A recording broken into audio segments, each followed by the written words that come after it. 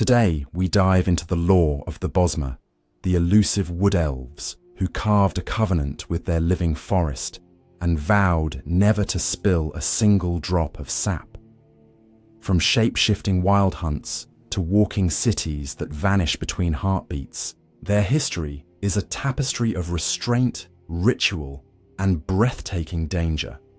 Follow the roots of Valenwood as they twist through wars, empires, and secret songs whispered by the trees themselves.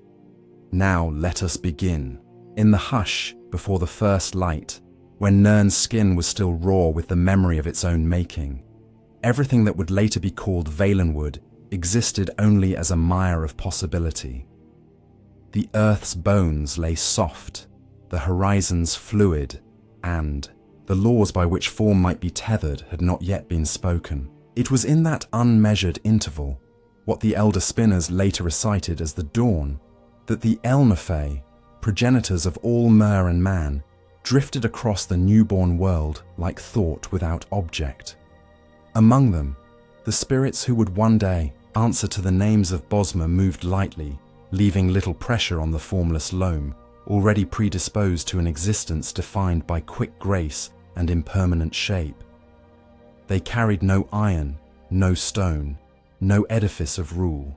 They possessed only the memory threads of what they had been in Etherius, and the intuition that change could be a home as well as a sentence. Yet the dawn could not remain a boundaryless dream. The Elnafey War, sparked by disputes now half, remembered even by the stars, tore through time like a jagged spear. The conflict was not a clash of armies in the way mortals later understood war. It was an argument of realities, in which entire landscapes were rewritten by the convictions of rival spirits.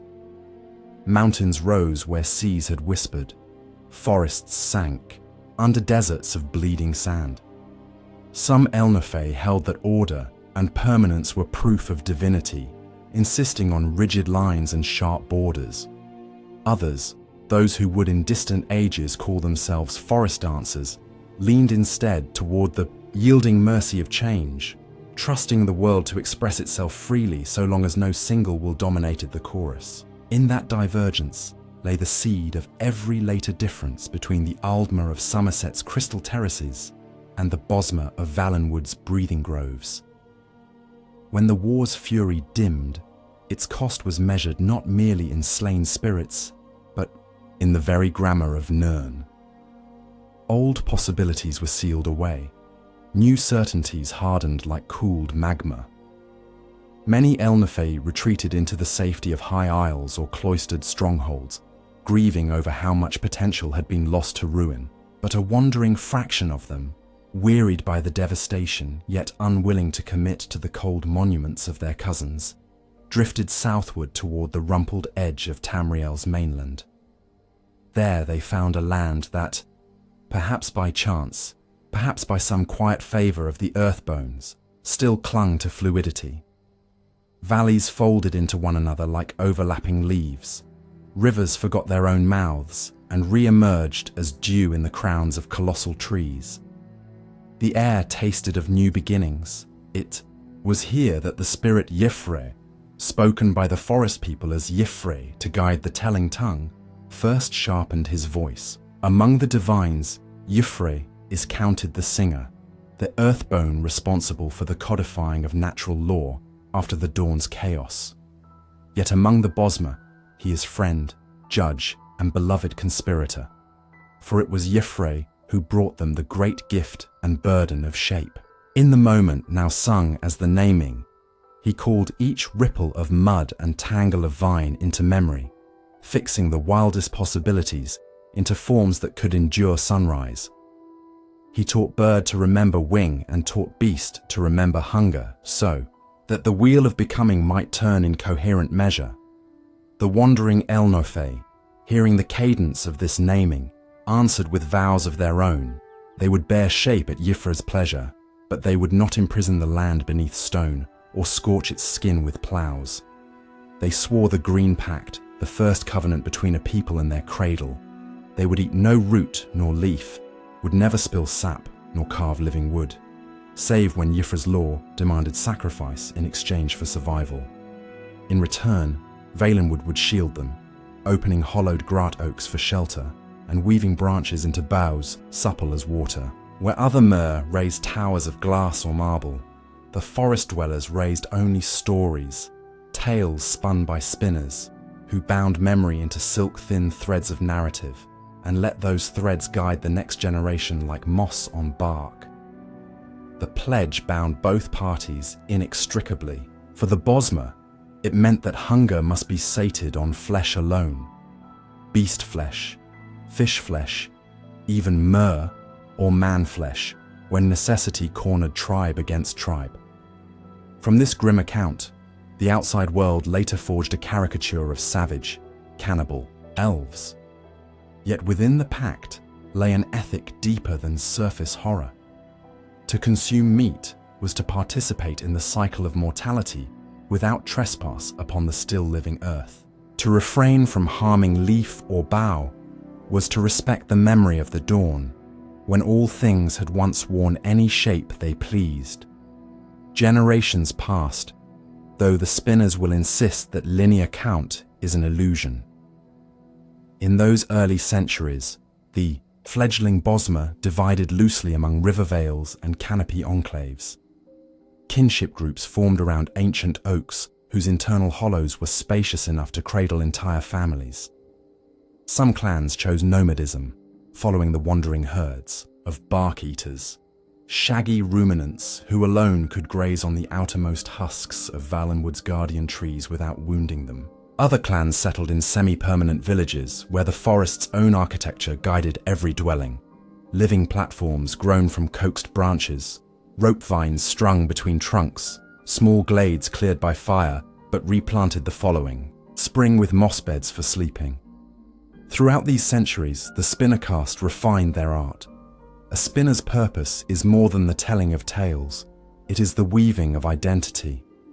Each narrative thread they spin is a taxonomic route instructing the forest how to remember its own children.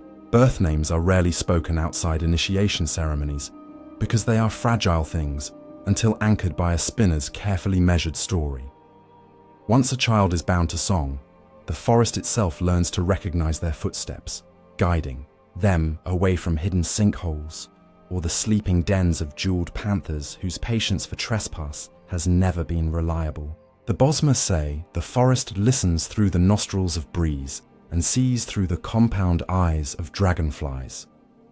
If that is so, the spinner's craft is the inscription that teaches those senses what is friend and what is simply passing weather. In time, news of Valenwood reached far horizons. The earliest Oldmer who made pilgrimage to that southern realm wrote letters of wonder to cousins in Somerset, speaking of trees that wandered at dusk, of night flowers that sang soft warnings when hunters strayed too near nesting wasp drakes. But they also confessed discomfort.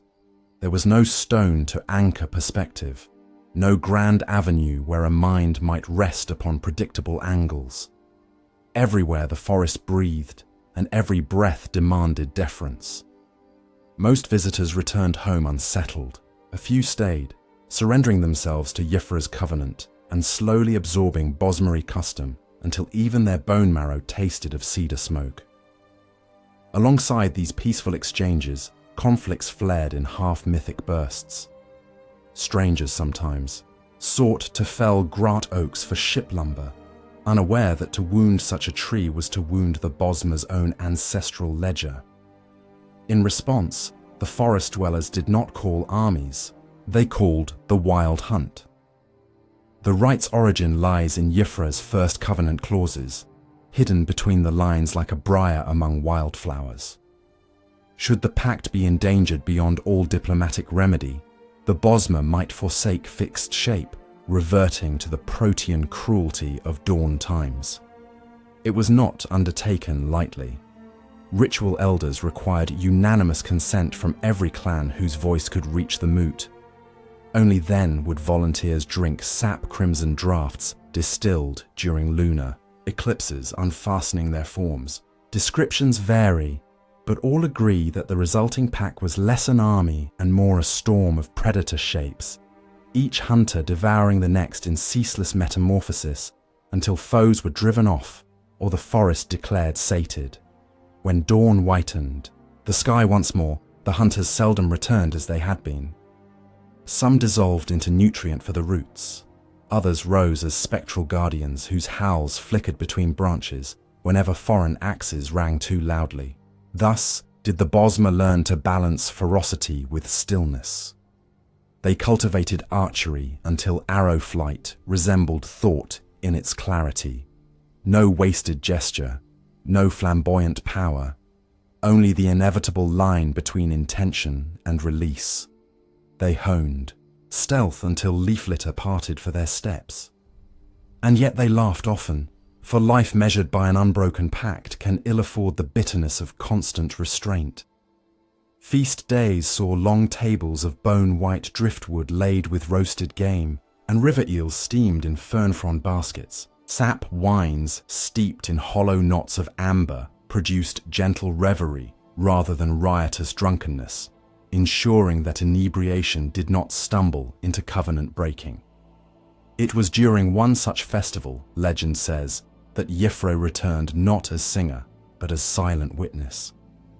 A young spinner named Falinesti, spoken Falin ESST for a mortal throat, had strung a story so intricate that the nearby grat oak began to dream.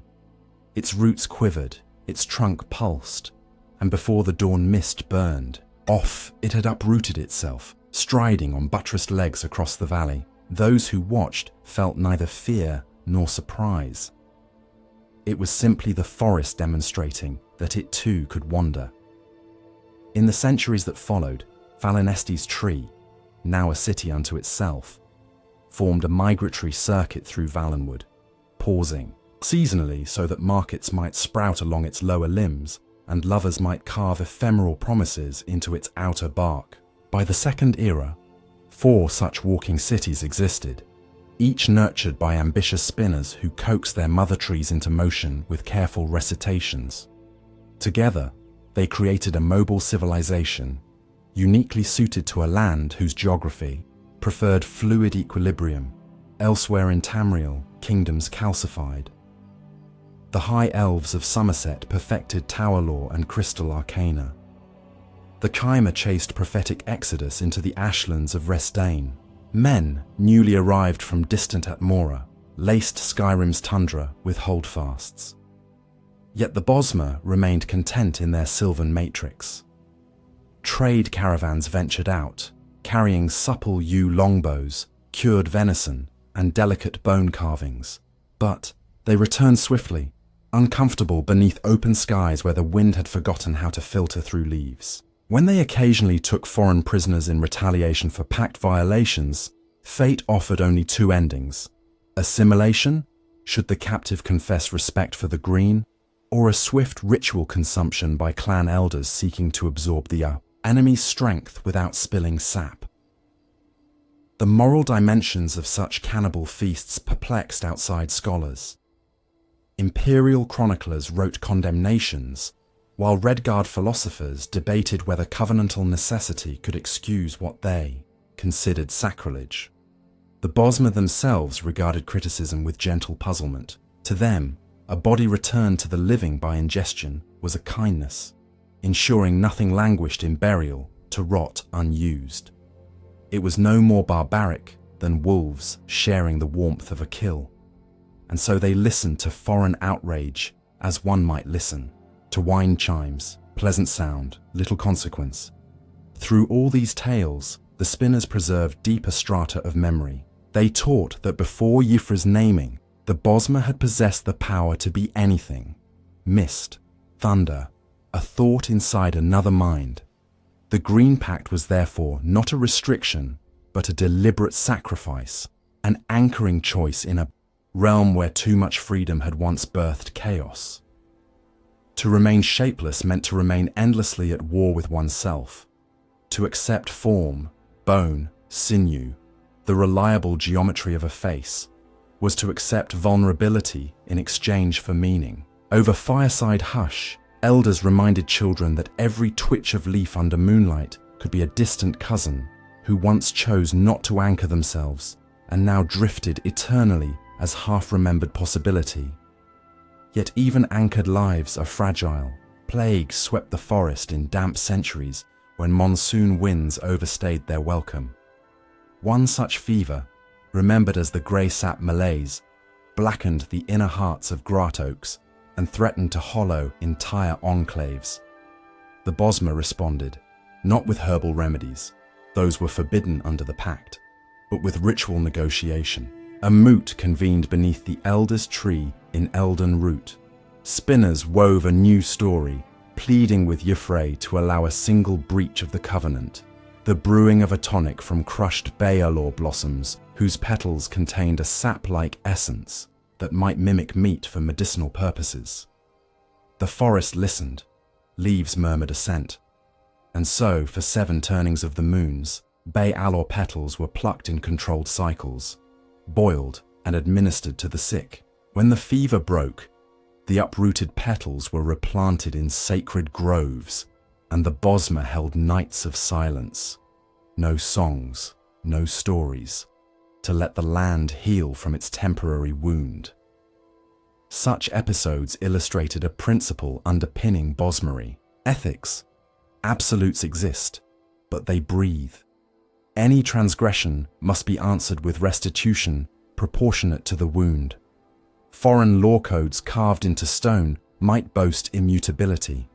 The Green Pact, though older than stone, thrived precisely because it retained suppleness. This concept confounded emissaries from the nascent Alessian order who arrived in the late Merethic era bearing scrolls of dragon's blood ink. They sought to impose universal truths extracted from Ayleid scripture, but discovered that convincing a forest to abandon its own living contract was like persuading water to hold a right angle. The emissaries left with polite farewells and an uneasy sense that truth could wear many shapes without ceasing to be total. Among Bosmer heroes of this mythic age, none was more instrumental than Eplia Cameron, spoken Epelir Cam or An, the Hunter King, whose birth is dated by imperial historians to ME 2500, but situated by spinners within a broader season of symbolic realignment. He emerged from a minor clan along the Xylo River, his first recorded feat slaying a shadow stag that had devoured several villages' worth of livestock. When Eplia pierced the beast's obsidian heart with a bone-barbed arrow, legends say, the stag collapsed into 50 saplings, each of which grew into a tree that would eventually host one of Valenwood's initial clan moot halls. Eplia's charisma derived not from command, but from listening. He travelled the breadth of the forest, learning dialects and absorbing clan grudges. By the time he declared the Cameron dynasty, no blood was spilled. Each chieftain simply recognized that Eplia's voice already harmonized with their own unspoken needs. Under Eplia, the first loose codices of kinship law were spun, not written, but reiterated at every festival until memory etched them into communal consciousness. Theft. Against kinsfolk required restitution in equal measure, plus a story of humility publicly recited by the wrongdoer. Murder demanded the murderer surrender their shape to Y'ffre's garden, becoming either fertilizer or, in rare cases, guardian spirit bound to a grove until their debt dissolved under centuries of service. Foreign trespassers who broke the pact were offered trial by sap. They drank a brewed draught of alocasia resin. Should the resin spare them, they were judged forgiven by the green and adopted into clan ranks. Should it consume them from within, their remains fed the roots, an outcome interpreted as the forest reclaiming what had been stubbornly withheld. Eplia's reign, however, was not without tension. Some clans feared that even a benevolent king might one day tighten his fist. They argued that central authority risked diluting clan autonomy. In response, Eplia instituted the Spirit Moot, a gathering every 5th harvest where grievances could be aired before king, spinners, and Y'ffre's envoys, moss-cloaked priests who served as conduits for the forest's own pronouncements. The process endures to this day in altered forms, ensuring that Bosmer governance remains a conversation rather than a decree. As centuries coalesced into clearer chronology, written language seeped into Valenwood, carried by traders and scribes. The Bosmer adopted the script not to record lore, but to chronicle hunts, love songs, and the migration paths of the four walking Grat Oak cities. Stone tablets, again, were forbidden, yet thin bark sheets shed naturally each winter were permissible. Spinners inked fluid glyphs onto those sheets, then rolled them into scrolls encased within cured animal hide. Such lore scrolls could be traded abroad, spreading tales that enthralled foreign courts with images of wandering cities and shape-shifting hunts. Inevitably, curiosity gave way to ambition. Neighboring powers envisioned the forest as a source of exotic lumber or an avenue towards southern ports. The earliest organized incursion came from the Colovian West.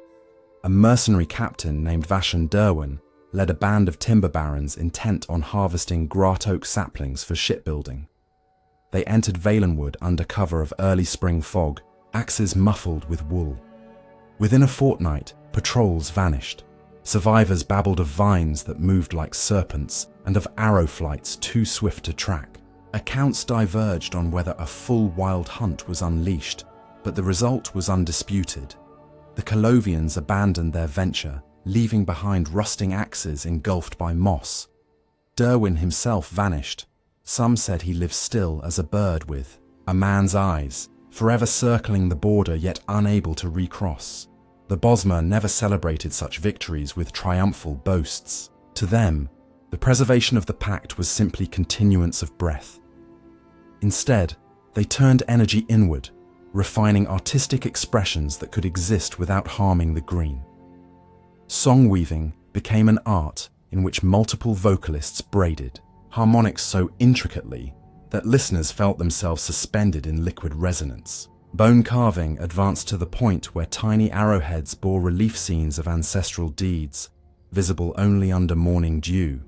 Even conflict was sublimated into ritual archery contests that determined hunting rights between clans, reducing bloodshed through disciplined competition.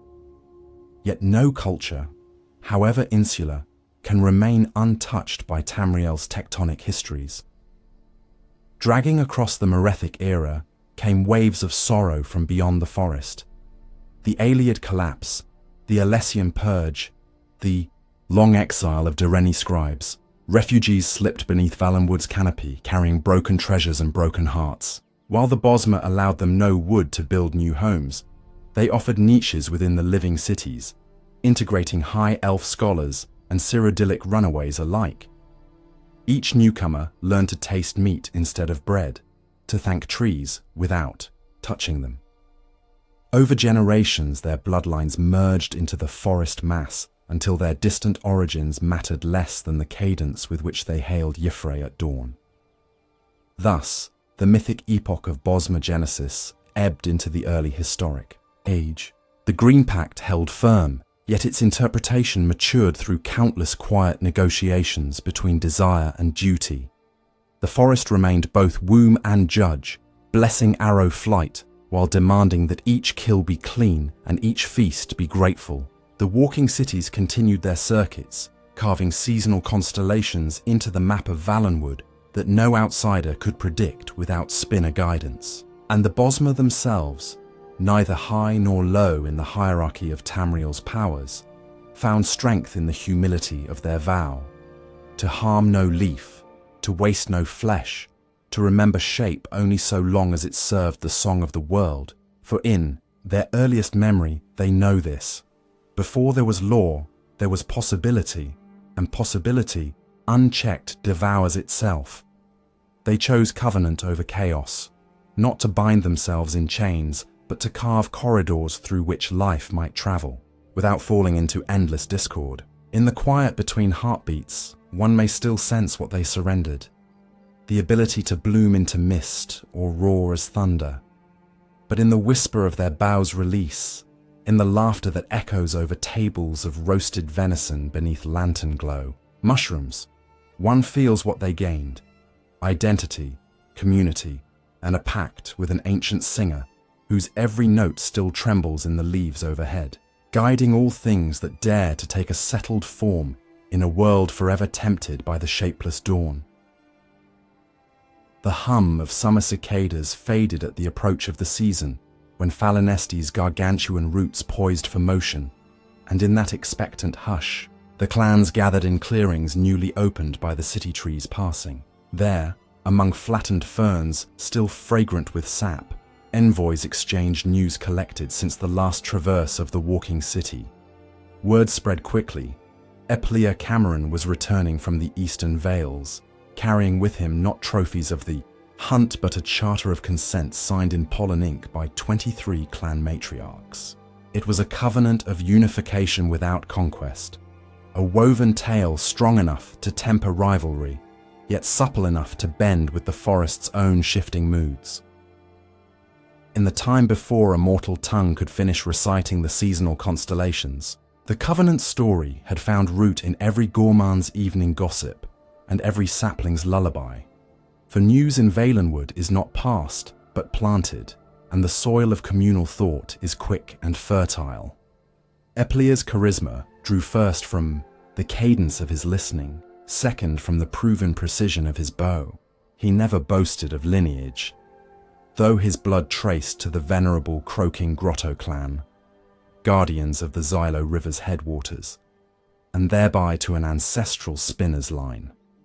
What mattered in the dawn of his ascendancy was not birthright, but an instinctual fluency in the dialects of grievance. He learned that the Tide Hollow clans resented sky lumberers from the outer islands who demanded grazing rights for imported gar. He heard that the Bark Shadow nomads had no moot hall in which to petition for shared hunting corridors, and so drifted at the margins of politics. He listened as children spoke fear of spirits lost in wild hunt frenzy whose sighs still haunted certain groves at dusk. With each concern, he offered not promises, but participation. A seat during council fires, a blade at border patrol, an ear sharply bent toward nuance. In the stillness beneath moss curtains, trust germinated. By the time Eplia set foot in Elden Root, spoken Elden, never Eldin in the southern accent, he was accompanied by an honor guard, chosen from 5 previously rival clans. They arrived, not beneath banners of heraldry, but beneath a hush of understanding. The city tree greeted them by dropping a single seed pod, large as a bear cub and veined with amber light. Spinners interpreted the gesture as an omen, a new age yearning to sprout. Within that luminous chamber of sap and shadow, the elders convened a moot that spanned 3 whole root cycles, which is to say, 3 nights in which the city tree's lowest roots subtly flexed, adjusting its stance. Song melded with deliberation. Offerings of roasted river eel, smoked antelope heart, and cedar-infused brandy sustained the gathering. When at last dawn mist cooled the embers, the Green Pact stood unbroken. Clan autonomy remained inviolate. Yet a new locus of stewardship had taken shape. Eplia was hailed as Kindred King, not over, but through Valenwood. Historians accustomed to tallying dates mark this moment as approximately 200 years before the first stroke of the First Era. The Cameron calendar, later exported in modified form to Cyrodiil, had not yet been codified. Time in Valenwood was measured by migrations, the cycle of Falinesti and its sister city trees, Havenroot, Sylvanar Mistral, and Walk Brigadine, each tracing its wandering circuit. Eplia's first edict was humble in phrasing, monumental in implication. He declared that henceforth, the inaugural arrival of all 4 walking cities within the same season would be recognized as a ring of harmony, a temporal node from which future generation counts might reckon. Thus did the scattered asterisms of Bosmer Chronicle weave into a single observable motif, readable by any who cared to watch the forest breathe on a grander scale. The new covenant required more than ritual assent. It demanded infrastructure, of a kind compatible with the pact. Eplia convened the circle of root masons, artisans who coaxed living wood to shape without cutting. From threads of vine and pulses of nurturing sap, they encouraged natural bridges to arc across ravines, allowing swift passage between trade routes formerly choked by bramble or seasonal flood. In glades where sunlight pooled abundantly, they guided saplings into mirrored crescents that in a decade's time would arch overhead to become moot lodges, open to sky yet sheltered from storm. Every structure retained the right to grow, bloom, and slough bark, so none could be mistaken for a claim of dominion over the living land. Outsiders visiting during these years wrote of settlements unclear where architecture ended and wild growth began. In truth, the two were never separate. Trade blossomed cautiously. The Colovian highlands coveted river pearls harvested from the mouths of the upper Xylo. Khajiiti caravans, ever hungry for novelty, offered moon sugar wafers and fine Anaquin silk. Epleia authorized limited barter, crystals, thin leaves of evergreen resin harvested only from storm-felled branches, to serve as promissory tokens among foreign merchants. In Bosmer circles, trust still flowed mouth to ear, but beyond the border, ledger mines needed something to hold. Legend insists these resin leaves would crumble to dust within a single season if the bearer spoke falsehood during their exchange, thereby preserving the pact's preference for honesty without forging coin from metal. Not all neighbouring powers welcomed a cohesive Valenwood. The petty Aliad holds of southern Cyrodiil, crumbled offshoots of bygone Archmagister regimes, long relied on extracting sap crystals and indentured forest labour, while clans squabbled too fiercely to resist. Unified under Cameron guidance, the Bosmer turned archery companies into sylvan phalanxes. Arrows tipped with bone and obsidian punctured the ivory plate of Quina Keep, forcing its magister to sue for peace before autumn's storms bogged his retreat. The Aliads withdrew, but departure left behind ruins whose vine-draped halls still whisper with stray memories of star-glassed laboratories. Bosmeri scouts posted around those ruins to ensure no curious youth trespassed, for the spinners warned that spells woven there still hungering for focus might devour wandering dreams. Cameron authority also faced internal tests. The Tide Hollow archers, masters of coastal estuaries, feared central allocation of shellfish harvest quotas. They openly questioned whether any king, no matter how mild-voiced, could comprehend the subtle dance between tide and root they navigated daily. Epleia responded not with decree, but with presence, spending 19 tides among their reed huts. He partook of brine stew, learned to read the moon's angle upon water, and at Moot's end proposed a shell tithe deriving from surplus only. The remainder could be traded or stored without oversight. Trust sealed, the Tide Hollow clans carved his likeness onto driftwood totems, depicting him with a seabird perched upon one shoulder. In the decades that followed, those totems travelled up tributaries as emblems of negotiated sovereignty, a king whose face implied dialogue rather than command.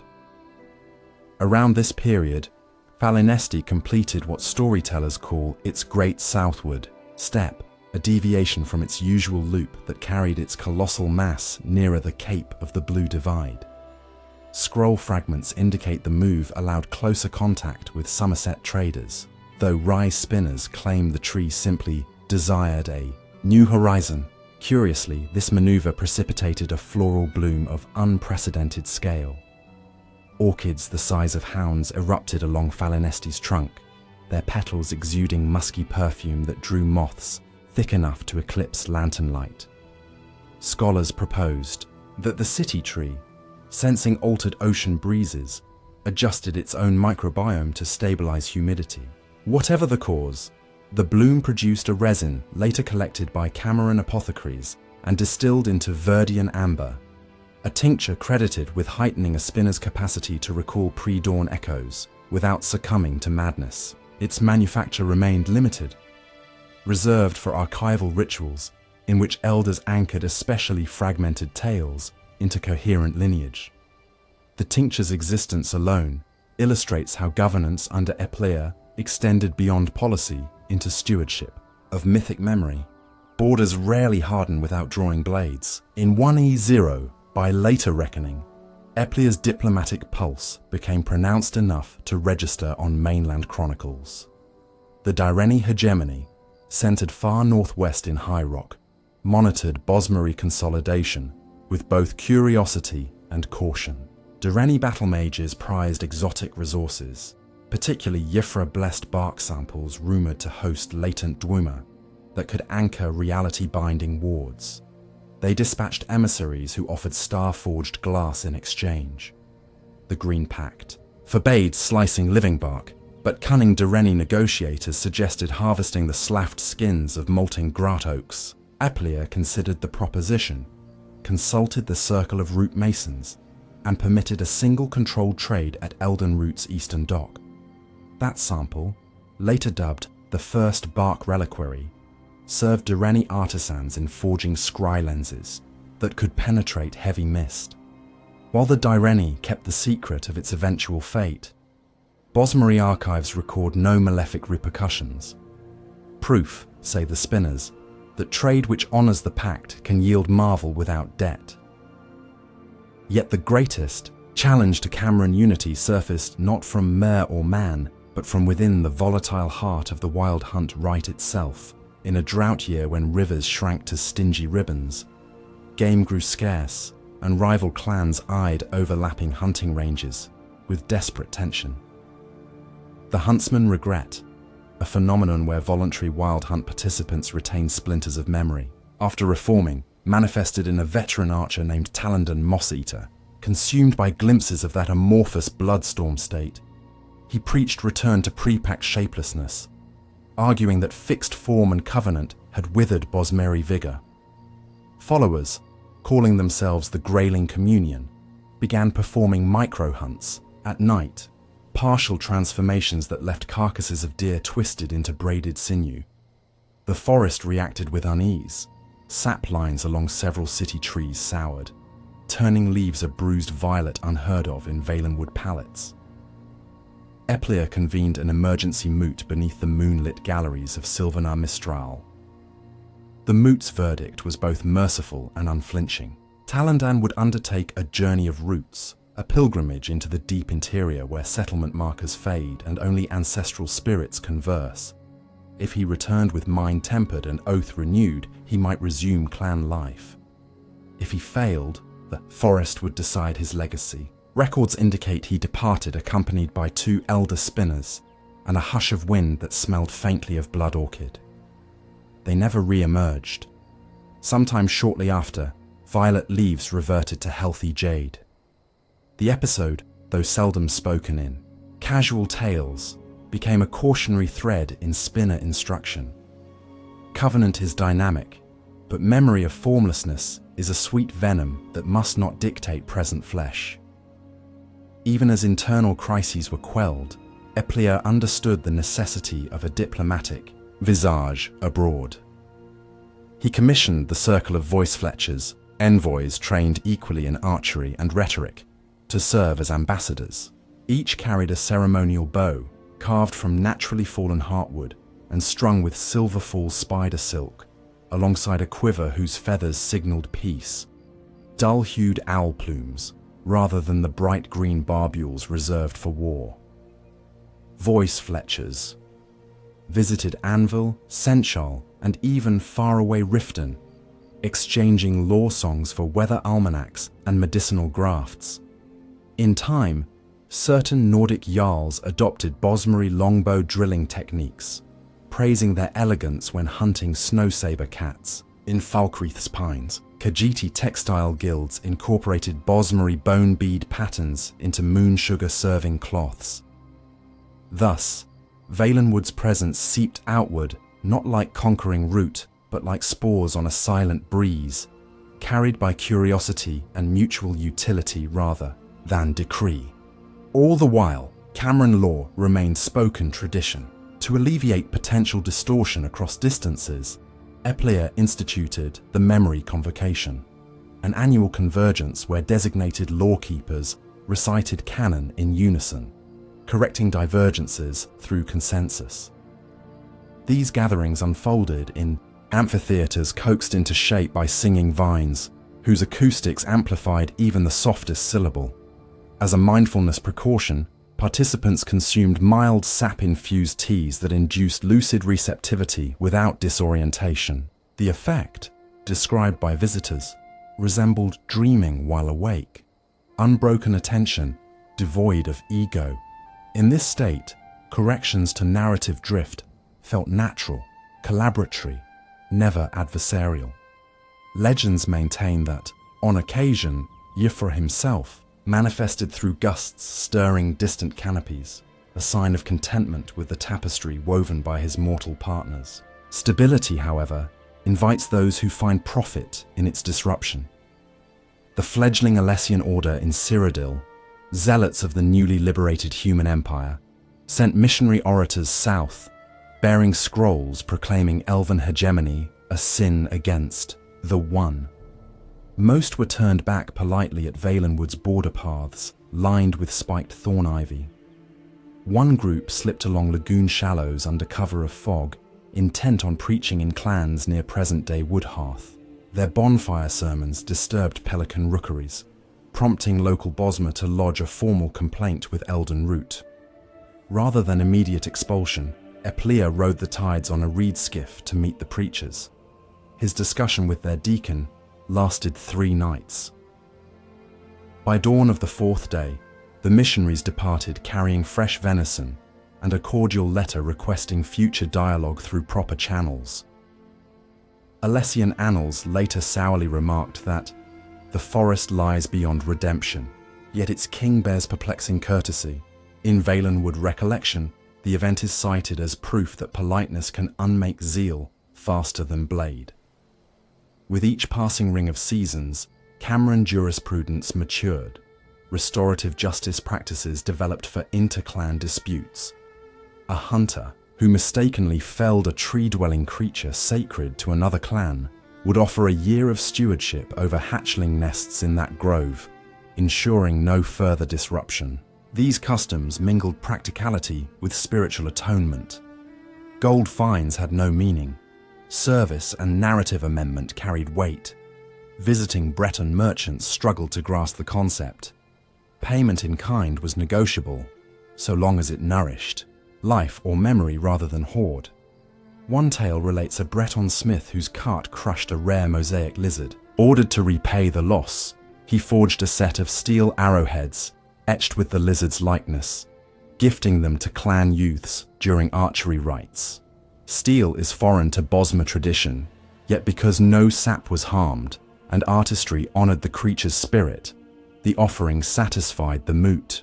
Here we observe Cameron leadership reframing foreign materials within covenant logic, embracing nuance over dogma. Eplia's later decades ushered the formal establishment of the Sylvaner and the Green Lady, an institutional pair embodying the voices of the forest and its restless heart. Though individuals bearing these titles existed in protoform for centuries, it was Eplia who bound their selection to seasonal cycles and amplified their authority within clan conclaves. The Sylvanar, always a Bosmer whose empathic link to Valenwood resonates even across seas, became chief diplomat and arbiter.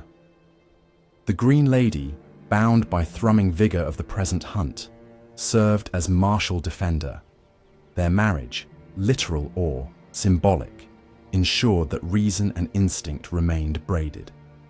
In codifying this balance, Eplia relinquished direct mediation of certain disputes, trusting the living institution to outlast his mortal leadership. Scholars note this as an early example of distributed governance, where overlapping authorities create resilience rather than gridlock, precisely because they mirror the forest's own redundancy of root and leaf. As Eplia's hair silvered, the question of succession surfaced. Bosmery culture eschewed hereditary rigidity. Leadership flowed through demonstrated merit and communal assent. Yet the Cameron name had become shorthand for stability, and many clans, especially those recently integrated, feared the vacuum sudden change might create. In council, Eplia revealed a plan both simple and transformative. The throne of the Eye. Kindred King would rest not in a palace but in story itself. Whoever would claim it must undergo a ritual walkabout, traversing every migratory step of the 4 city trees, gathering grievances, witnessing festivals, and returning with a newly spun saga that satisfied at least 3/4 of the assembled. Spinners. The tale must weave past, present, and emerging future without knotting contradictions. This test, rooted in oral mastery rather than blood, ensured each future Cameron king or queen carried the shared memory web of the whole realm before assuming the mantle. Over centuries, it proved rigorous enough that only those with genuine wisdom, patience, and humility succeeded. Eplia's own passing is described softly in the annals of Summer's End. On a sunset gilded by migrating sun kites, he sat upon a moss-cushioned platform overlooking the unfurling canopy sea. Witnesses recall he inhaled as though tasting every scent the forest could offer, then exhaled into stillness. Leaves above him turned amber before their time, then slowly reverted to green as night gathered. His body was not entombed. Instead, it was offered in a sky burial atop Elden Root's crown, where carrion hawks, revered cleaners of the pact, carried fragments to every quarter of Valenwood.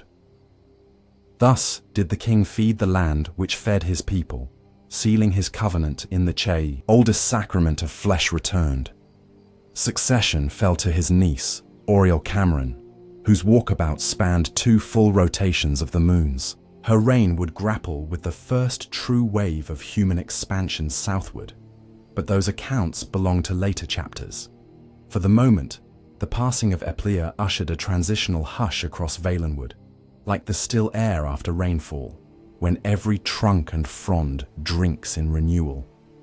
In that hush, the Cameron dawn matured from hopeful seedling to deep-rooted young tree, its branches already tangled with promise and peril, swaying in the persistent music of Yeffre's verse, melody that reminds all Bosmer why they chose shape, why they keep shape, and how, through careful tending of covenant and community, shape may endure without strangling the wild soul that first danced among possibilities at the world's unguarded morning.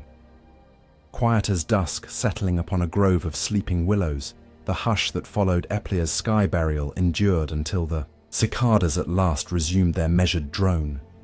Yet within that pause, deeper currents of memory stirred, and the Bosmer turned again to the oldest blade in their scabbard, the Wild Hunt. The rite is older than the Cameron line, and older even than the first chant of kinship between man and mare. It is a memory of the dawn kept alive beneath the skin, a weapon forged from the formlessness the Bosmer once relinquished. To speak of Bosmery history without tracing the veins of the hunt is to leave sap untapped in the heartwood of their culture. And so, in the generation after Eplia, the realm found itself reflecting on the rite's purpose, its perils, and its place in a changing Tamriel. The Wild Hunt begins not with a drumbeat or a war cry, but with silence. It is a covenant clause seldom invoked, for the Green Pact itself insists on balance, shape in exchange for harmony with the living wood. Yet the pact is no decorative treaty, it is a living contract, and living contracts contain wards against extinction. The hunt is such a ward, a failsafe inscribed into the marrow of every Bosmer who swears to Yffre, or Yffre as the spinners soften the name for song. When the realm faces a threat deemed existential, whether from axe-bearing invaders, intent on scarring Grat Oak hearts, or from inner divisions that risk unraveling the fabric of clan and covenant, the Bosmer may, through unanimous moot, petition the forest for permission to cast aside fixed form. In that petition lies the seed of transformation. Petition alone is insufficient. The ritual requires space set apart in one of the deep glades perceptible only to initiates, hollows where the air feels thick as resin and light refracts in subtle spirals, as though amber lenses hang invisibly among the branches. There, elders kindle smokeless braziers of dry moss and whisper the 7 sighs of reversion, each sigh a tonal key that loosens sinew from intent. Volunteers step forth, never coerced, for compulsion would poison the rite.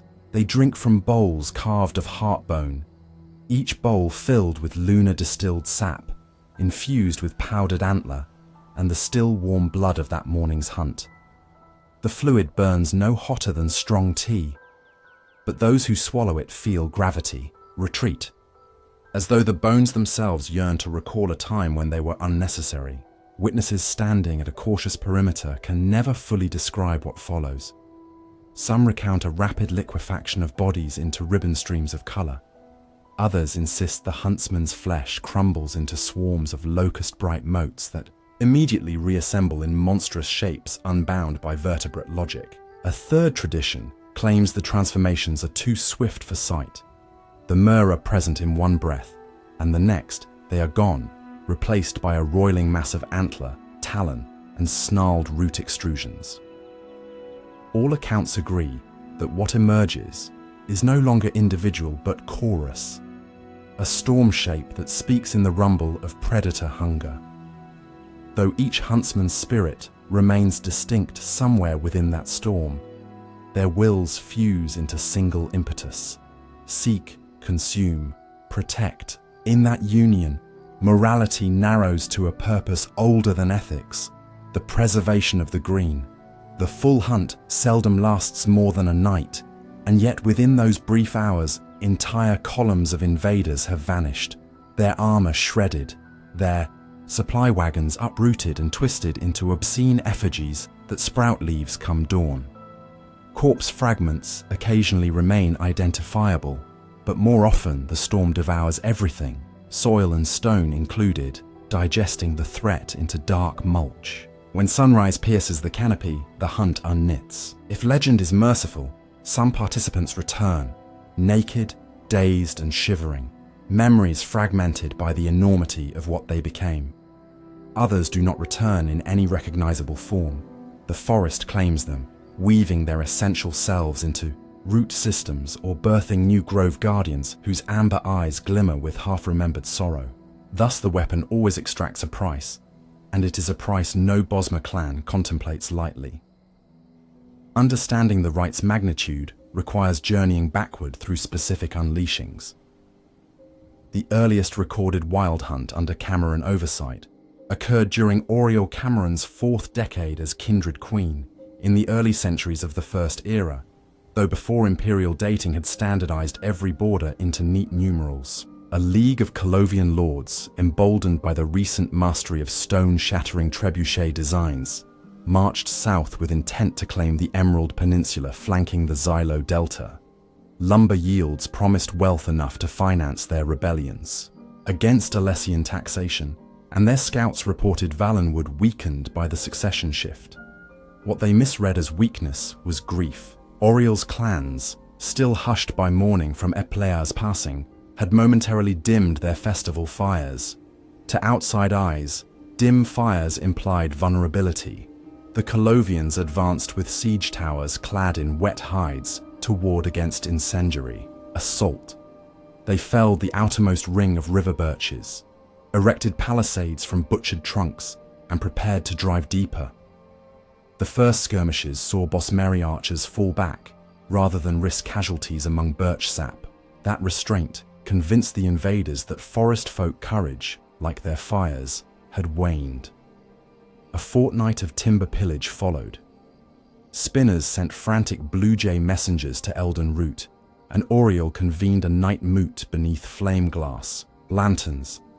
Voices split. Some urged negotiation by ransom, offer trade concessions of driftwood already shed by older trees. Others sensed that the invaders' appetite would not be sated until Grat Oak hearts bled for kilns and shipmasts. The moot reached consensus by dawn. Petition the Green. The rite unfolded at Latoon Grove, a meadow ring where the stars themselves seemed to rest like dew upon fern tips. 29 volunteers stepped into the circle. Archers, hunters, a spinner, too old for bowstring, yet fierce in memory. They drank the sap infusion beneath hushed chanting. Witnesses claim the grove fell insufferably still, as though every insect paused mid-wing beat. Then the ground convulsed. Verdant shapes erupted, amalgams of elk and serpent twined in bark sinew, gnashing maws of thorn where tusks might have grown. These hunt forms surged toward the Colovian encampment coated in moonlight brighter than torches. By the time dawn's first beams broke over the palisade, the fortification had vanished.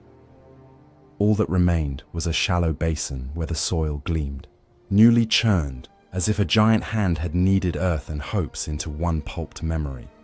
The Colovian campaign against Valenwood ended before it truly began.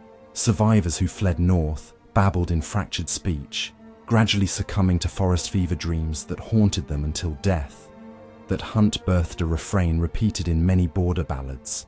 Tread lightly near Valenwood when the lanterns dim, for grief may turn the forest's silence into teeth. Yet it would be a misreading to see the right as mere deterrent. The Bosmer regard it as a covenant partner, a vow reserved for times when ordinary diplomacy fails, and when to cling to fixed form would be to invite annihilation.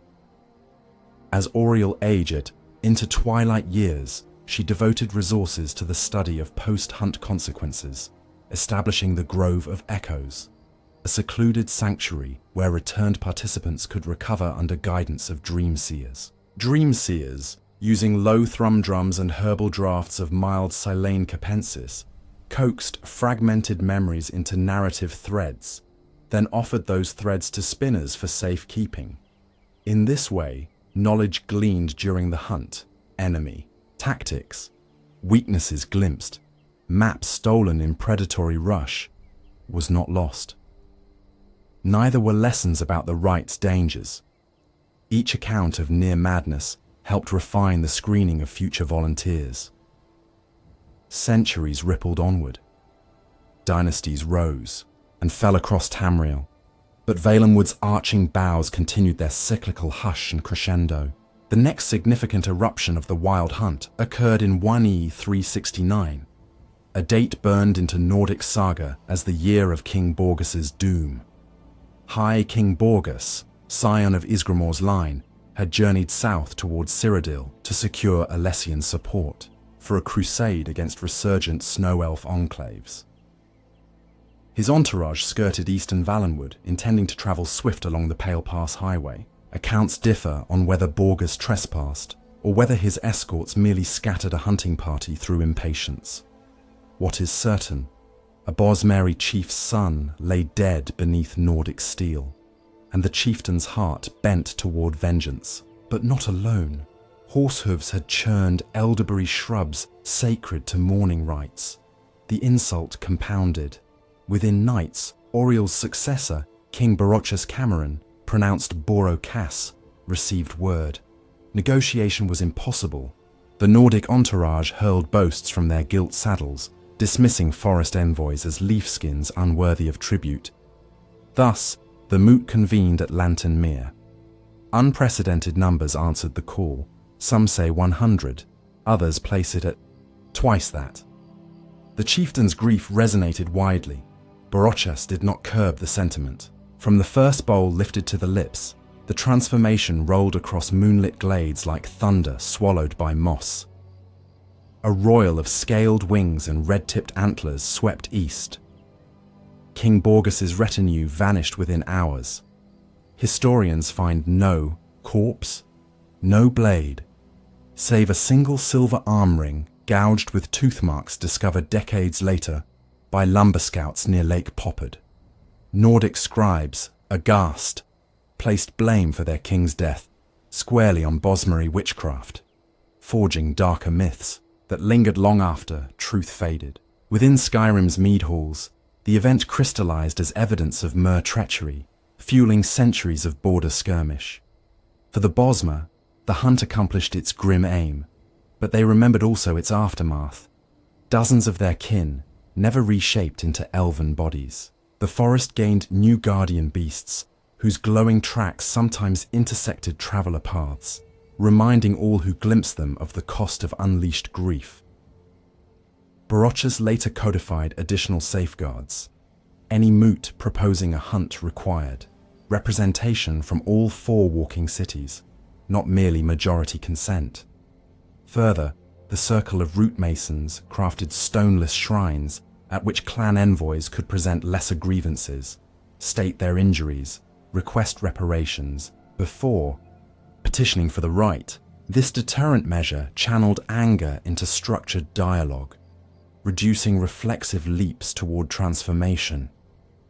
Over generations, these shrines, though devoid of carved idols, became emotional conduits. Travelers say the air around them vibrates with unspent fury, as though they store every pain nullified by apology rather than by predatory metamorphosis. Yet there were days when Tala Atan, the world's turning memory, aligned events such that even these precautions cracked. One such day arrived during the late Second Era, when the winter-spring conclave of necromancers, refugees from a failed uprising in Colovia, attempted to bind Valenwood's oldest Grat oak spirits into bone-walled phylacteries. They believed that sap infused with Yifra's blessing could anchor their souls beyond Mora thanatological decay. Cameron King Gelthior found diplomacy barren against foes who trafficked not in territory but in metaphysical theft. He sanctioned a localized wild hunt, confined to the haunted Blight Fen district beyond Silvernar, far from settled enclaves. Volunteers numbered only 16 skilled hunters, each aware that necrotic magic might mutate the Right's natural order. Within the Fen's fog, the hunt collided with skeletal constructs animated by soul shards. Observers positioned atop distant ridge trees witnessed flashes of green-lit viscera clashing against bone storms. What staggered even those veterans was the aftermath. The mire's black waters cleared to glass transparency. Every necromantic sigil peeled clean from swamp stones, as though tongues of moss had licked them away. Yet of the 16, only 3 returned to coherent form, gaunt and spirit-scarred. One spoke no words again, her voice replaced by low thrumming in cadence with the wind. Another wandered into the orchard wilds and became, legend claims, the first hollow sentinel, a silent protector glimpsed at forest edges during eclipses. These casualties prompted the first convening of the Ninefold Symposium, gatherings of Bosmer, Altmer, and Khajiiti scholars specializing in metaphysics, convened to discuss containment protocols. The Altmer contributed insights into tonal architecture, suggesting resonant crystal pylons to ground excessive primal energy if a hunt risked expanding beyond intended terrain. Khajiiti mystics proposed lunar tethering rituals using strings of moon dust-infused beads to anchor participants to a safe return point. Though some Bosmer balked at foreign meddling in their ancestral right, pragmatists prevailed. The pact might chant preservation, but no clause forbade wise precaution. Over subsequent eras, handfuls of hunts employed these tethers, subtle harmonics only detectable to sensitives, ensuring the storm dispersed at dawn rather than wandering into civilian paths. Here one observes how the rite evolved, not static, dogma, but living mechanisms shaped by necessity. Philosophical dimensions deepened too. Spinners argued over whether the hunt represented pure reversion to Padamaic chaos, or if Yifre's law still guided each twisting sinew. Some posited that within the storm shape lay intricate pattern, predators culminating where invaders posed greatest threat, guardian forms circling vulnerable seedlings, all orchestrated by subconscious covenant. Others, more cautious, insisted the hunt remained fundamentally unpredictable, a wild card best kept sheathed until extinction loomed. Academic scrolls from the Falinesti Academy, crafted on shed bark paper too delicate for export, illustrate debates in geometric motifs, spirals for chaos proponents, branching lattice for law within wild. No decisive verdict emerged. Both truths seemed to coexist like twin rings of a tree trunk, each informing the other's grain. As the Third Era dawned under Riemann's broken crown and later the Septim Dragon, Bosmer reliance on the hunt diminished in raw frequency, but not in symbolic presence. Diplomatic seats in the imperial city conferred leverage previously won by Tooth. Still, the right flickered at the edges of memory. invoked in tavern tales as deterrent to smuggling rings that flogged poached Wamasu hide through covert riverways. Imperial governors posted along Valenwood's borders often joked uneasily that quotas for lumber imports better stay modest lest the forest digest entire legions. Their unease was not unfounded. One recorded hunt in 3E 252 erupted after a band of privateers under the Gold Fleet Charter torched a coastal mangrove grove to smoke out merchant luggers. The resultant hunt was brief, but morsels of charred hull-bearing ridges shaped like articulated ribcages washed ashore as far north as Stirk for months after. Sailors thereafter developed a habit of tossing wine-soaked acorns overboard when passing Valenwood, a gesture half superstitious, half conciliatory. Through every century ran the undercurrent of personal dread among potential volunteers. To join a wild hunt was to gamble one's future identity. Even with modern tethers, memories returned shattered.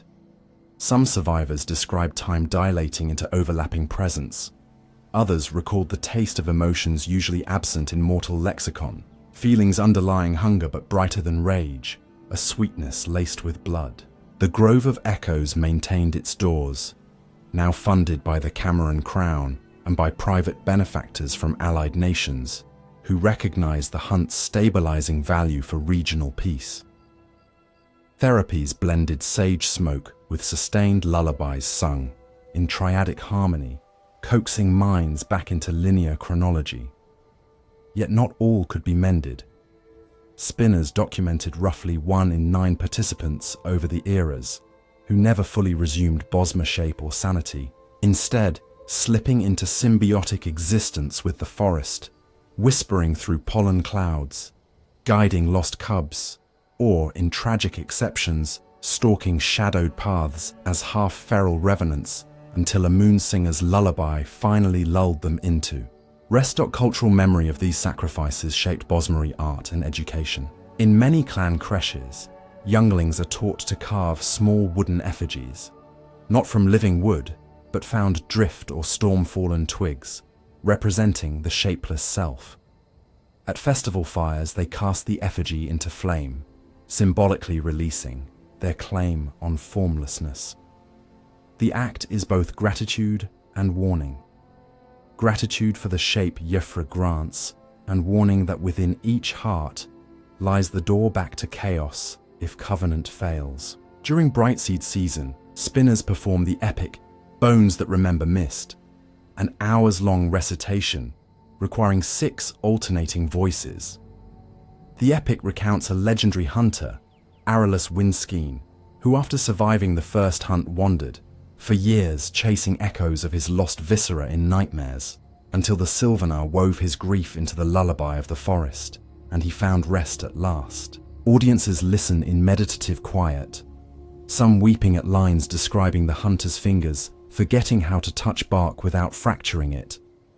Thus story transforms historical wound into communal resilience. Even the Sylvanar and Green Lady bear ritual obligations regarding the wild hunt.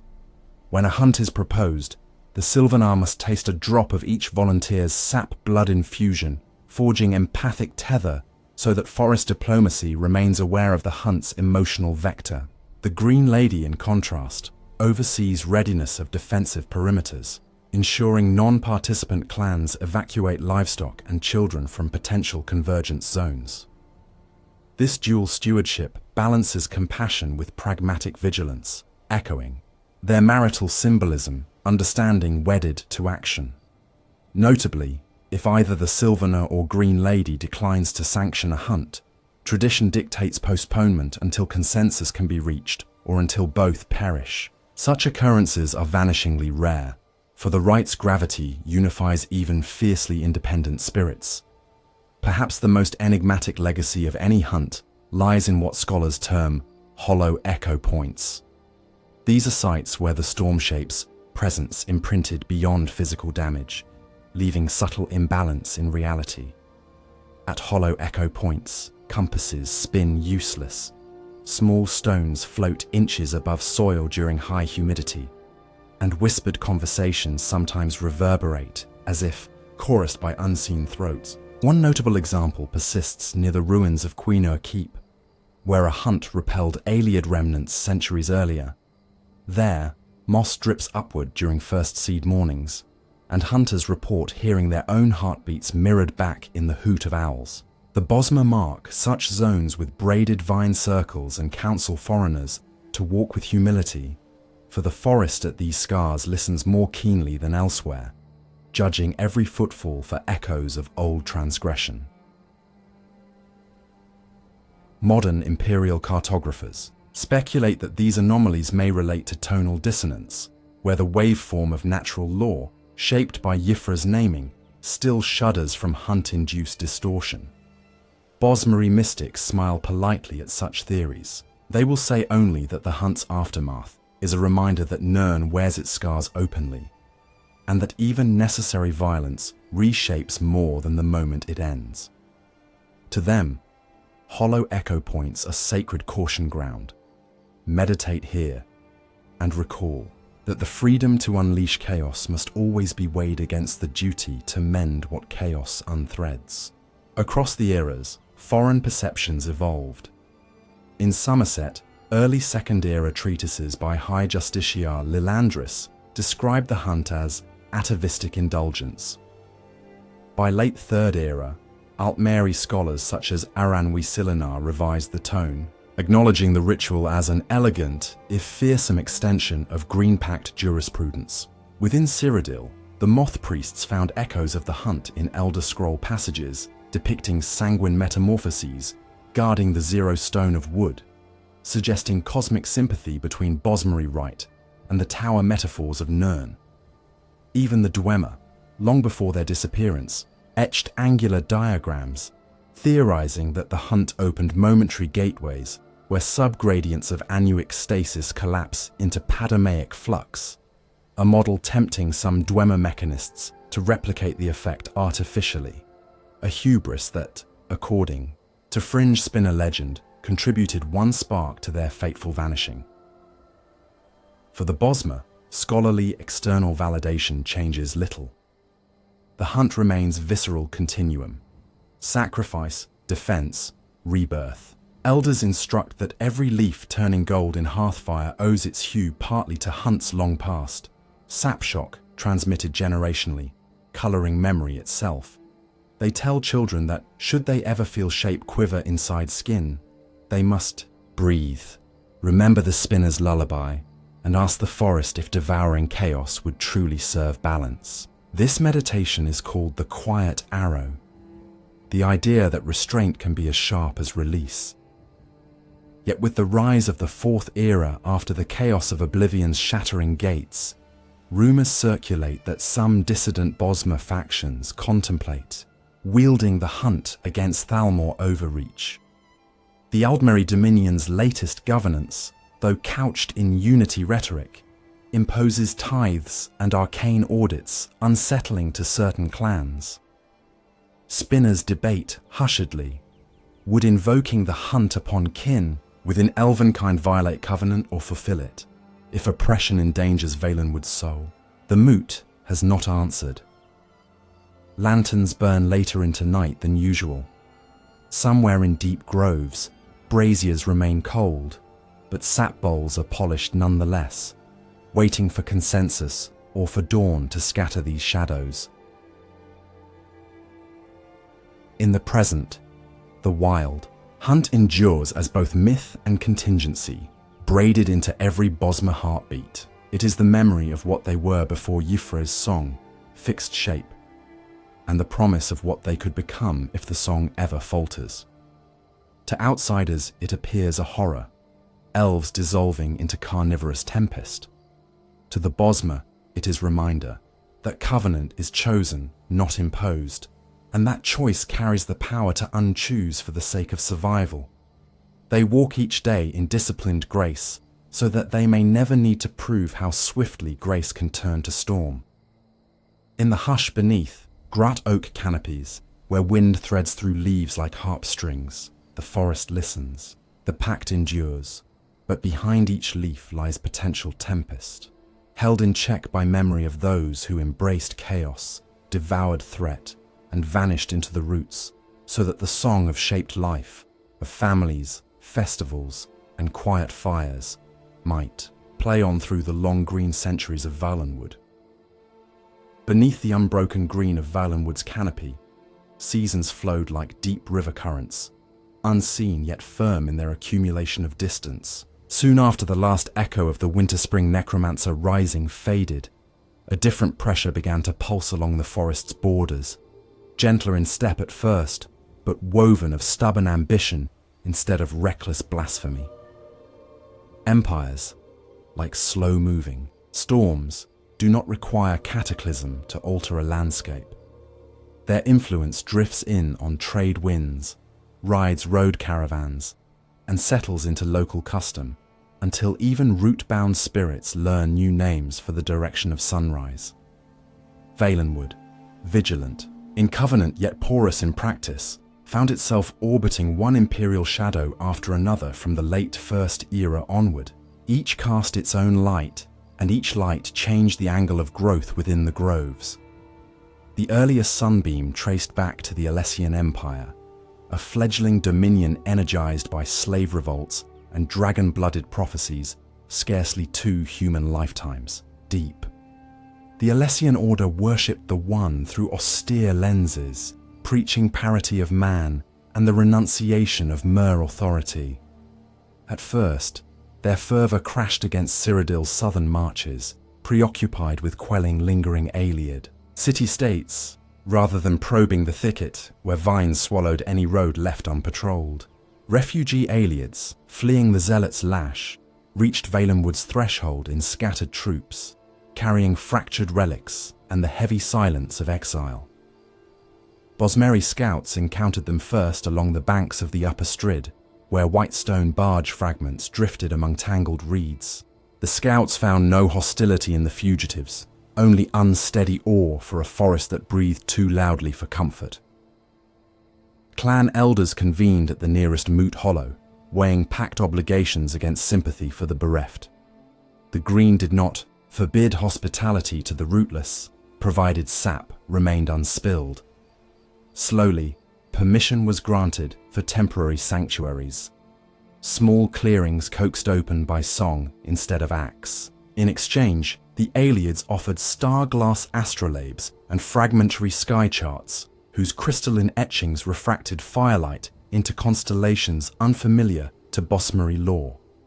Spinners listened, mapping the shards of lost sky lore into their own dream threads. Thus the First Empire's pressure arrived not with legions, but with refugees, whose yearning to preserve memory made them pliant guests. Even exile, however, carries seeds of tension. Elesian tax scouts soon followed the Strid's currents, sniffing for forbidden mere enclaves. They reached the outer vines of Valenwood, wearing simple mail and stiff confidence, expecting to find huddled fugitives lacking local allies. Instead, they met hunters perched in living platforms who spoke soft greeting and guided them politely away from further trespass. When the scouts tried a second approach from the Gold Coast, their torches attracted swarms of fire gnats that stitched red-hot welts across exposed skin. Official reports blamed insect plague. Whispered tavern tales insisted the forest itself objected to their presence. Nevertheless, the Elesian Empire's zeal never fully relinquished its dream of southern expansion. Bureau clerks in the White Gold Tower drafted proclamations declaring Valenwood a potential protectorate of the faithful, and dispatched preachers accompanied by Freeblade escorts. One such envoy, Abbot Reeve Gayton Veranius, reached the outskirts of Eldon Root during last seed. His party offered blessings, scrolls of transcribed monomyth, and a request for annual timber levy in exchange for protection from Khajiiti raiders. The Sylvanar, then Melinduith the Soft-Sighted, received them beneath vaulted root arches strung with glow moss. He listened to every syllable of the abbot's prepared rhetoric before answering in a voice that felt like wind over. Leaf litter, the Bosmer required no guardians but the green, and no one owed tribute for gifts not requested. Veranius grew flustered, invoking the righteous might of Saint Alessia.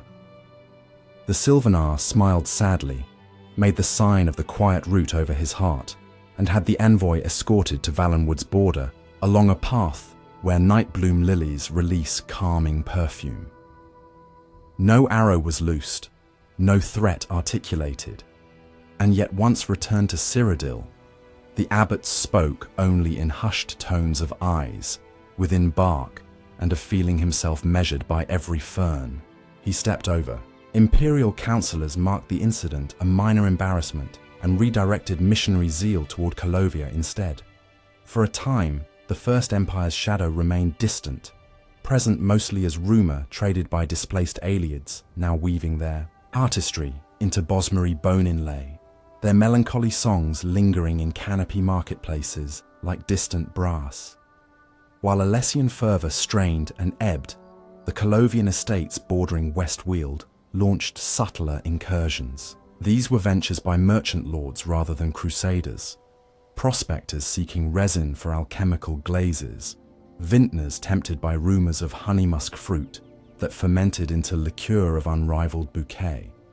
They crossed under diplomatic charters, signed by whichever petty king held Skingrad's reins that decade, their caravans laden with bright copper trinkets and amphorae of grain alcohol to ease negotiations. Unlike the blunt Alessians, Colovians practiced patient encroachment. They learned Bosmery markets, barter festivals held along route whirls at dusk, where values lingered in tales rather than coinage. Some Colovians even shaved heads in mimicry of certain Tidehollow hair customs, hoping to signal kinship. For a generation, this exchange remained cordial. Colovians departed with crates of muskfruit pulp, harvested from wild vines whose tendrils had loosened after monsoon storms, while Bosmer received hammered tin cookware, harmless to sap so long as used for meat, and bolts of coarse but durable wool from northern looms. Trouble seeped with the second generation of merchants who mistook hospitality for pliancy. They pressed deeper without spinner escorts, scouting for prime groves of heart pine unsupervised by packed interpreters. One expedition blazed painted, sigils onto living trunks to mark future felling sites. When Eldenroot learned of the sacrilege, the response was swift yet measured. A green lady, Larathiel of the Thorn Tongue, led a retinue to intercept the trespassers. Accounts claim no blood spilled. Instead, she invited them to share a dusk meal under those very trees, served upon platters fashioned from the expedition's own painted signboards. Boards now planned down from shed bark rather than living tissue. The merchants realized their mistake. They returned north, chastened, stories growing each retelling about the elf queen whose eyes glimmered ember bright whenever conversation neared profit margins. The message traveled. The forest's courtesy might stretch wide, but its patience was not indefinite. Beyond Cyrodiil's patchwork ambitions, another empire approached Valenwood's borders from the sea, the First Maormer Armada, led by King Orgnum's ward captains. Serpentine sailcraft skirted Somerset's south shores before anchoring near Haven. Their objective, later deciphered from captured log tablets, was to secure hardwood for hull reinforcement prior to a renewed assault. On the Isles, Bosmery coastal clans watched from mangrove blinds as pale-scaled invaders waded ashore. Arrows of sea eagle Fletch whispered across tidal flats that night, wounding pride more often than flesh. Yet the Maormer pressed inland by dawn, erecting fieldworks of bone-white coral grown by sorcery. The Green Lady petitioned Cameron King, Eldon, for immediate muster, but he hesitated. Valenwood's last wild hunt lay only 33 seasons past, its participants still undergoing Echo Grove recuperation. Another mass transformation risked fracturing the land's fragile weave of memory. Thus, Eldon chose alliance over transformation and dispatched runnervines to Somerset. The High Elves, threatened directly by Orgnum, agreed to coordinate, but only after lengthy debate over mutual obligations. The resulting battle at Crest Shadow Inlet marked the first recorded instance of Altmer battle mages casting ward vaults over Bosmery skirmish lines. funneling Maormer advance into narrow kill zones where longbow volleys decimated ranks. In Aftermath, Altmeri chroniclers highlighted their strategic brilliance, while Bosmer songs emphasized cooperative spirit guided by Yifra's whisper. Regardless of perspective, Maormer Warpriest remains fed reef crabs for many moons, and Valenwood learned that alliances, though delicate, could guard the pact without unleashing primordial chaos. The battle's success seeded future diplomacy that centuries later would blossom into the First Aldmeri Dominion, a coalition fraught with contradictions but rooted in that shared victory beneath storm-shredded sails. While southern seas calmed, the interior world turned under Raymond's waxing star.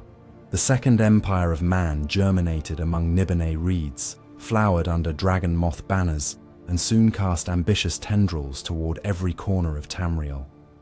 Raymond Cyrodiil cemented his rule by forging central roads and standardizing measurement units that rendered local barter quirks subordinate to imperial tally stones. Valenwood, famed for its trackless byways, seemed poor prospect for road builders.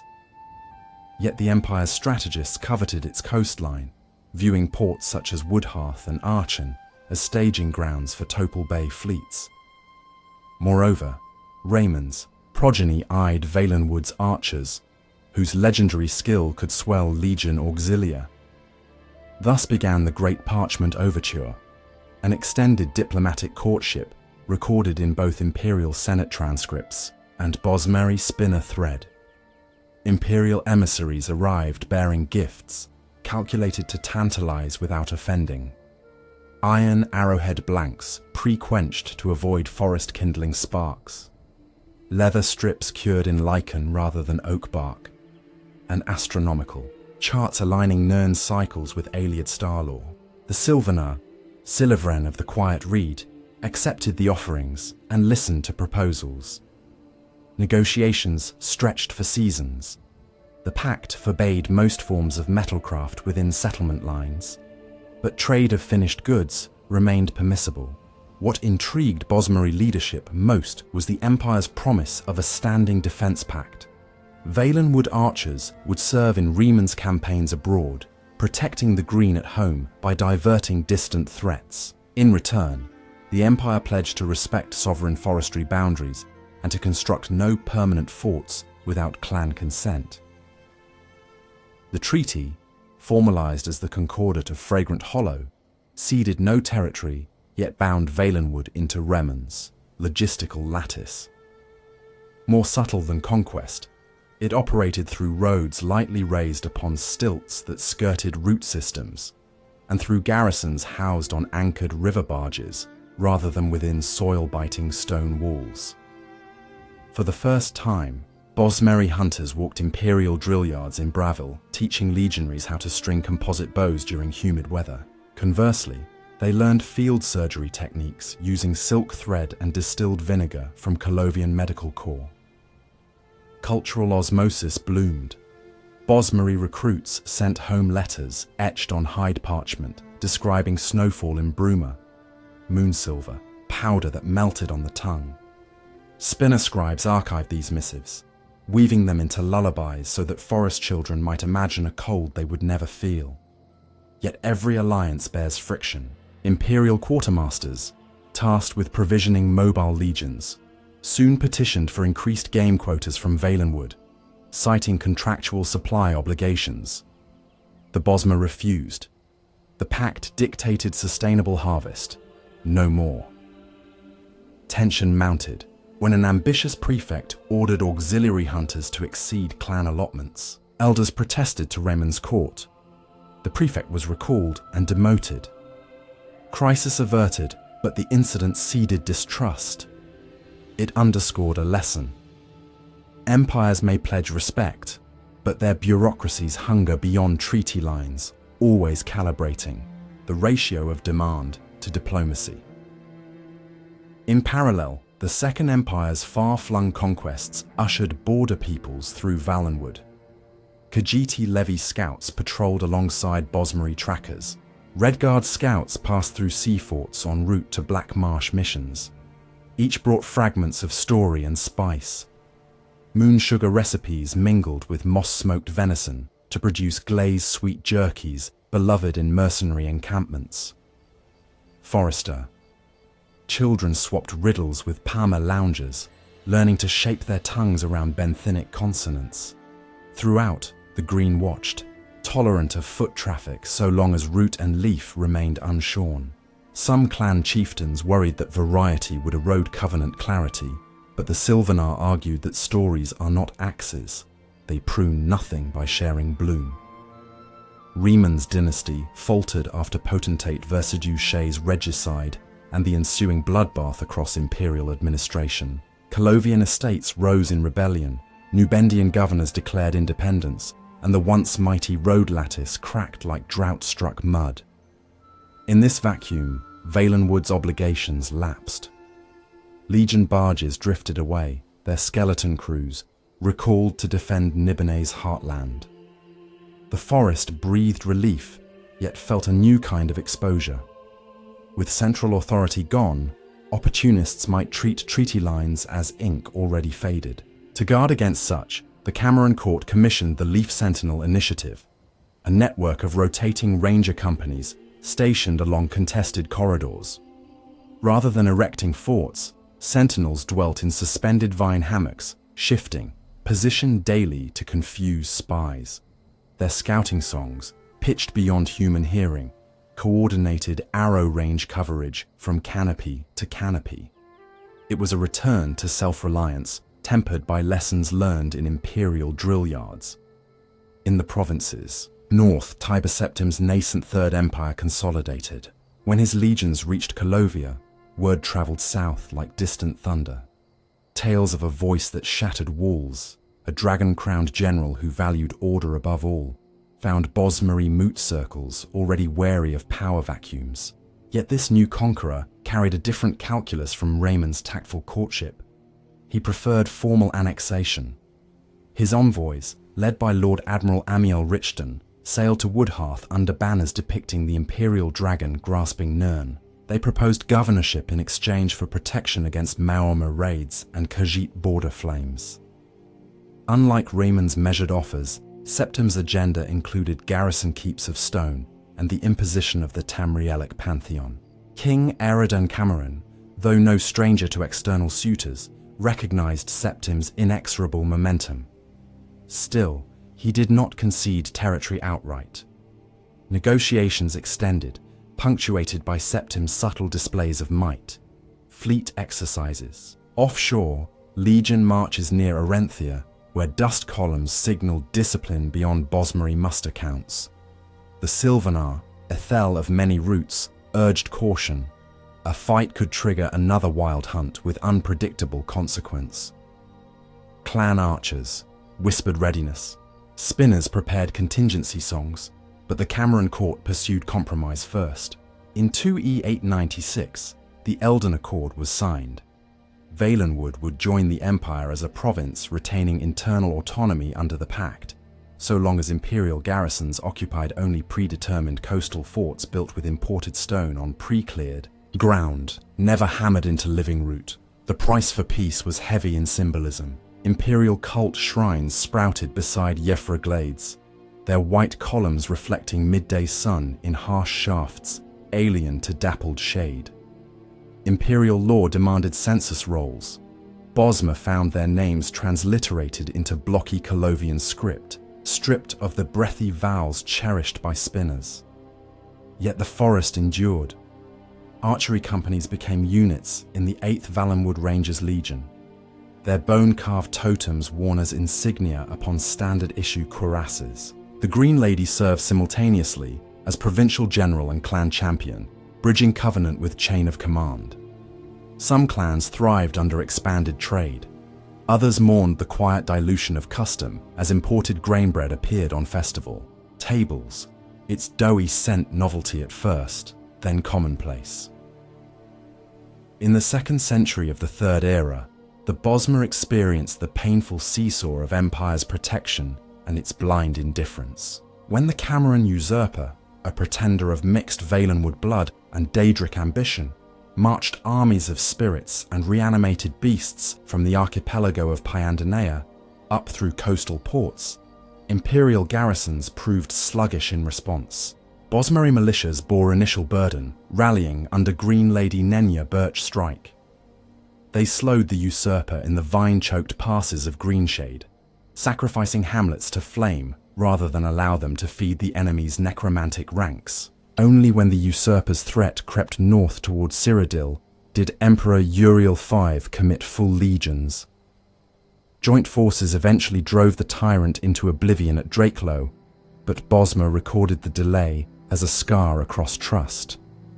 Empires defend the forest last, not first.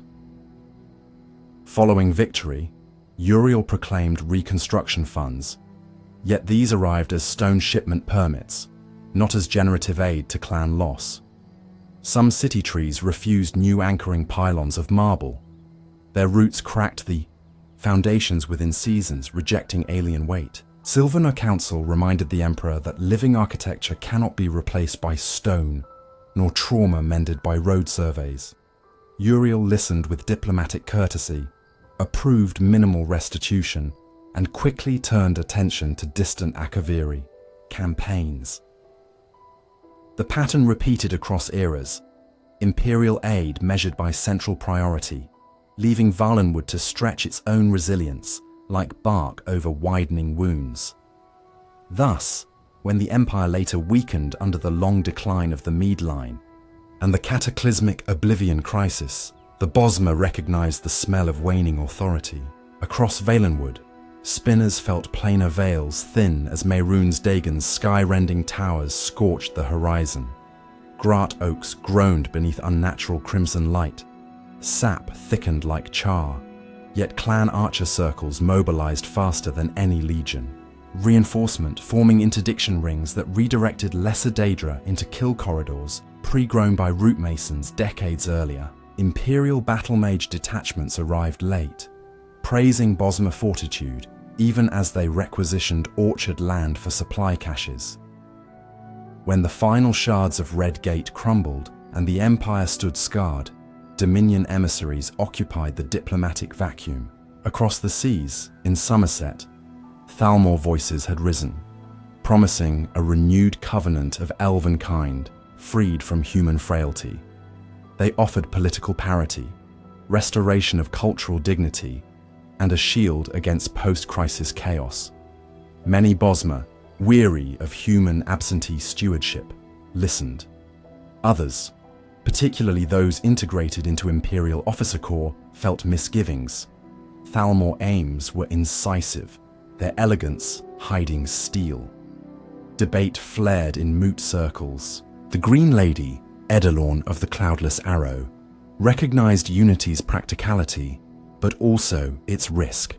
Somerset's rigid hierarchy might chafe against Valenwood's fluid covenant.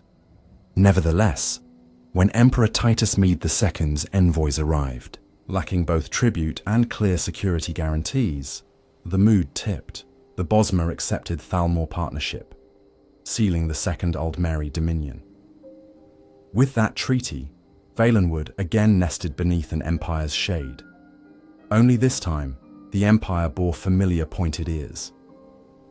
Thalmor magistrates installed offices in Elden Root, mapping clan territories with crisp cartographer quills. They respected the pact publicly, yet drafted quotas for strategic lumber pruned under arboric approval, bureaucratic language that some clans interpreted as loophole for exploitation. Disputes emerged quickly. In one incident, a Thalmor survey team attempted to claim surplus Grat oak saplings for arcane vessel hulls, citing magical exemption clauses. The Sylvanar countered that surplus in ecological terms did not mean disposable commodity. Each sapling formed a node in forest memory.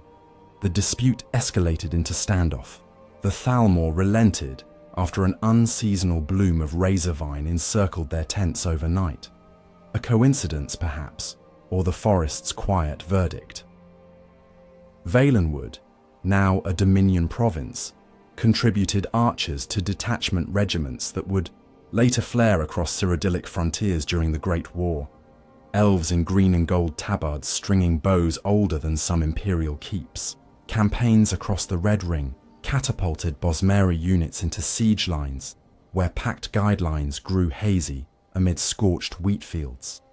Spinners traveling with supply trains recited mantras, reminding soldiers not to feast on bread confiscated from enemy stock. The Green Pact followed them even into foreign dust. Some complied, subsisting on meats rationed from mobile smokehouses. Others, starved and winded under relentless march, faltered, tasting crust of barley loaf and weeping afterward. Confessional rites were performed in makeshift root circles. Behind Dominion lines, absolutions whispered among arrow shafts planted upright in mud like skeletal saplings. When the Concordat of White Gold ended open war, Bosmer generals returned to a Valenwood layered in new bureaucracy. Thalmor overseers instituted census of magical aptitude, conscripting gifted youth into arcane faculties intended to rival the imperial battle mage tradition. Parents toggled between pride and fear. Training academies in Alinor promised prestige, but felt distant from the breathing hush of home groves. The forest made its stance known subtly. Several academy requisitions for Yifra blessed bark samples failed when courier rows lost direction, compasses spinning as if magnets objected to coordinates. Thalmor archivists blamed chart misprints. Spinners offered tea, saying only that will and way align when Covenant approves. Amid these macro currents, everyday life adapted. Market squares saw Dominion officials purchase silkweed for uniform trims, while clan artisans learned Somerset calligraphy, adorning bone-carved jewellery with high elven poems praising the green. Some Bosmer delighted in the reinvigorated sense of shared elven heritage. Others murmured that golden banners looked unnatural against moss-dark bark, yet fractious though sentiment remained. Valenwood persisted in its gift for resilience, a talent honed over centuries of shifting imperial dawns and dusks. Key to that resilience was the unbroken thread of the Green Pact. Each new overlord, from Alessian preacher to Thalmor justiciar, encountered its boundaries. The pact refused translation into imperial statute or dissolution in gilded law. It breathed, demanded, forbade, and forgave on its own terms. When men of the Alessian persuasion quoted universal scripture, the pact replied with inviolate silence. When emperors attempted to weigh its clauses against wheat tariffs, it answered with root and vine tightening until roads cracked. When Mir of the Isles argued that sophisticated arboriculture could harmonize with construction quotas, the pact inclined its metaphoric head, listened, and sometimes permitted, yet sometimes did not, reminding even kinfolk that Valenwood's sovereignty stemmed from covenant older than kingdom or race.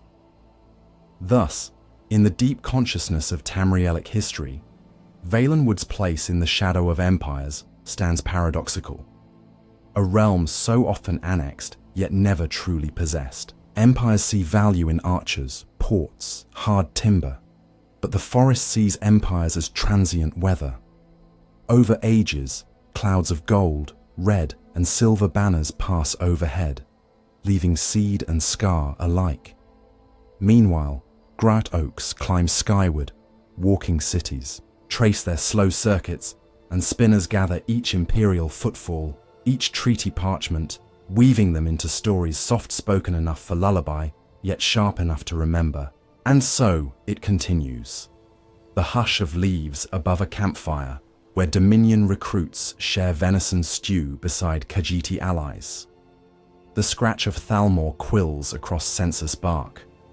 The muted thrum of imperial roads, now swallowed by kudzu, where legions no longer march. In these interstices of power, the Bosmer live, neither conquered nor entirely free, but persistently themselves, guardians of a pact resilient enough to survive in the penumbra of every empire that has ever claimed, or will claim, to shelter their green horizon. Evening's hush drifted across the marsh-fringed border of Malabal Tor as the Dominion scouts filed past the watchfire, their gold-trimmed sashes dimmed to dusky ochre beneath a rainforest overcast. Among them walked the first formal envoy from Alinor, since treaties had been inked in haste at the close of the Great War. A young Altmer courier named Salarian, phonetically Say-Lair-E-On, carrying lacquered cylinders of vellum sealed by the Thalmor Grand Council.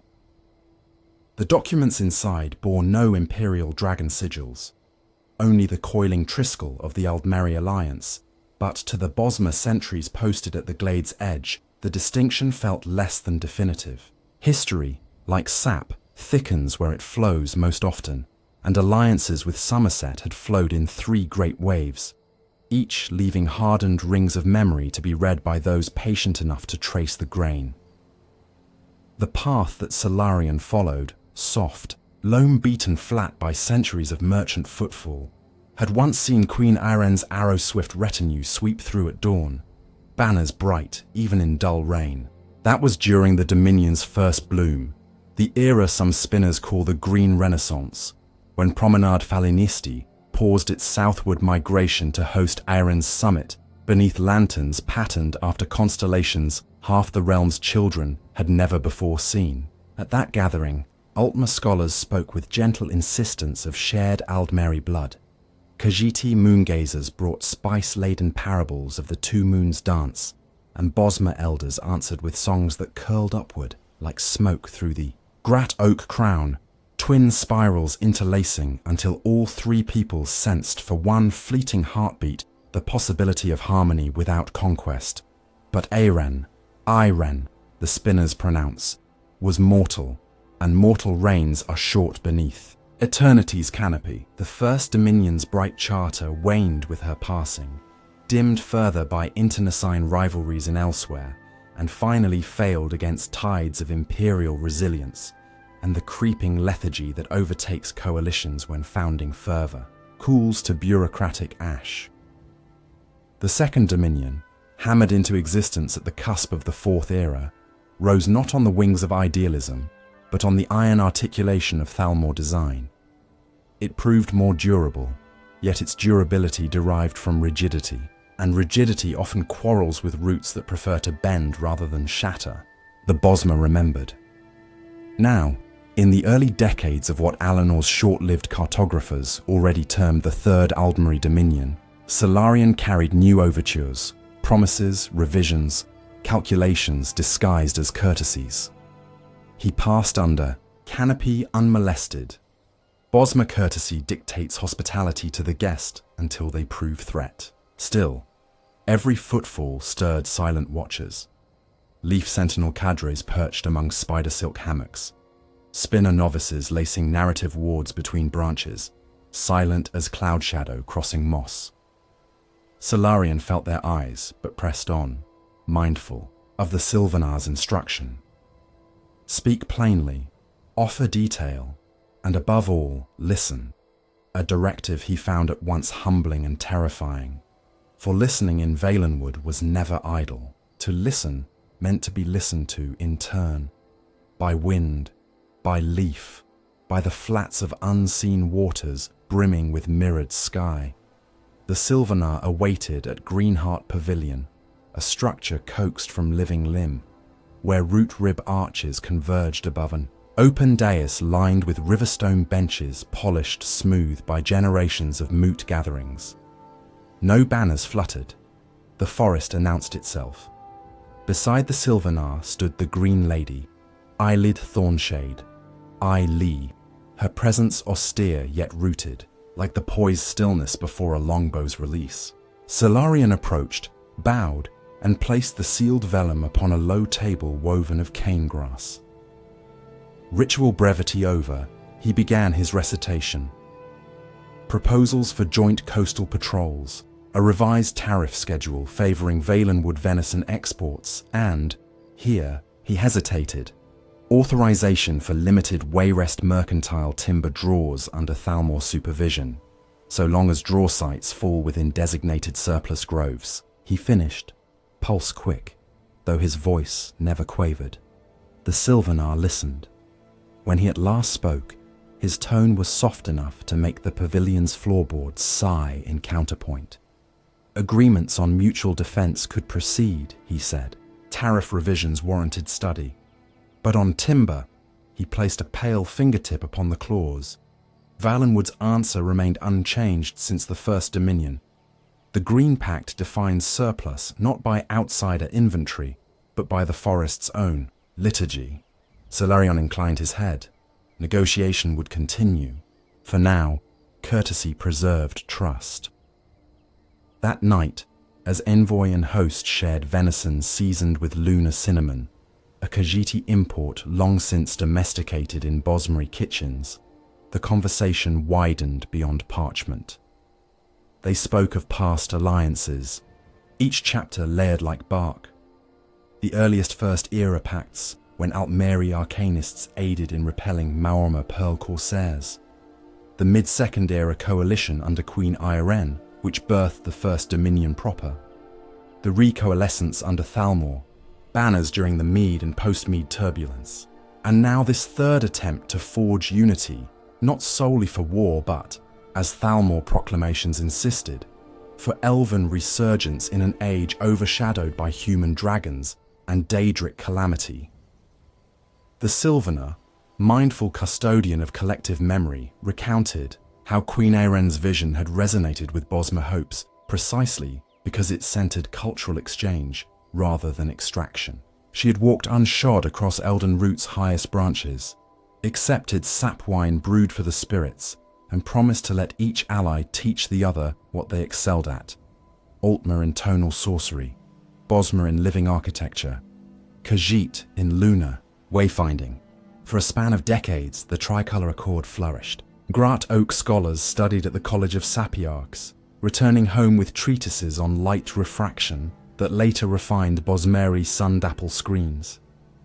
Khajiiti caravans carried strandstone from Auridon to reface tide-battered cliff sanctuaries near Greenpack Bay. Allied archers and saber-claws drilled together, perfecting joint skirmish formations that rippled through jungle undergrowth like coordinated gusts. Yet undercurrents of disparity grew. Irene's royal council wove ideals into law, but local administrators defaulted to Somerset measures, census quotas, property registries, and judicature terms that felt alien under living roofs. Trade caravans favoured safe coastal routes patrolled by Altmeri Marines, bypassing interior clan markets. Over time, the First Dominion's soft bonds frayed, like vine strands crossing too great a span without fresh braiding. Some Bosmer clans withdrew into deeper woodland, politely refusing moot summons. When Erin passed into twilight, her successors jostled for authority.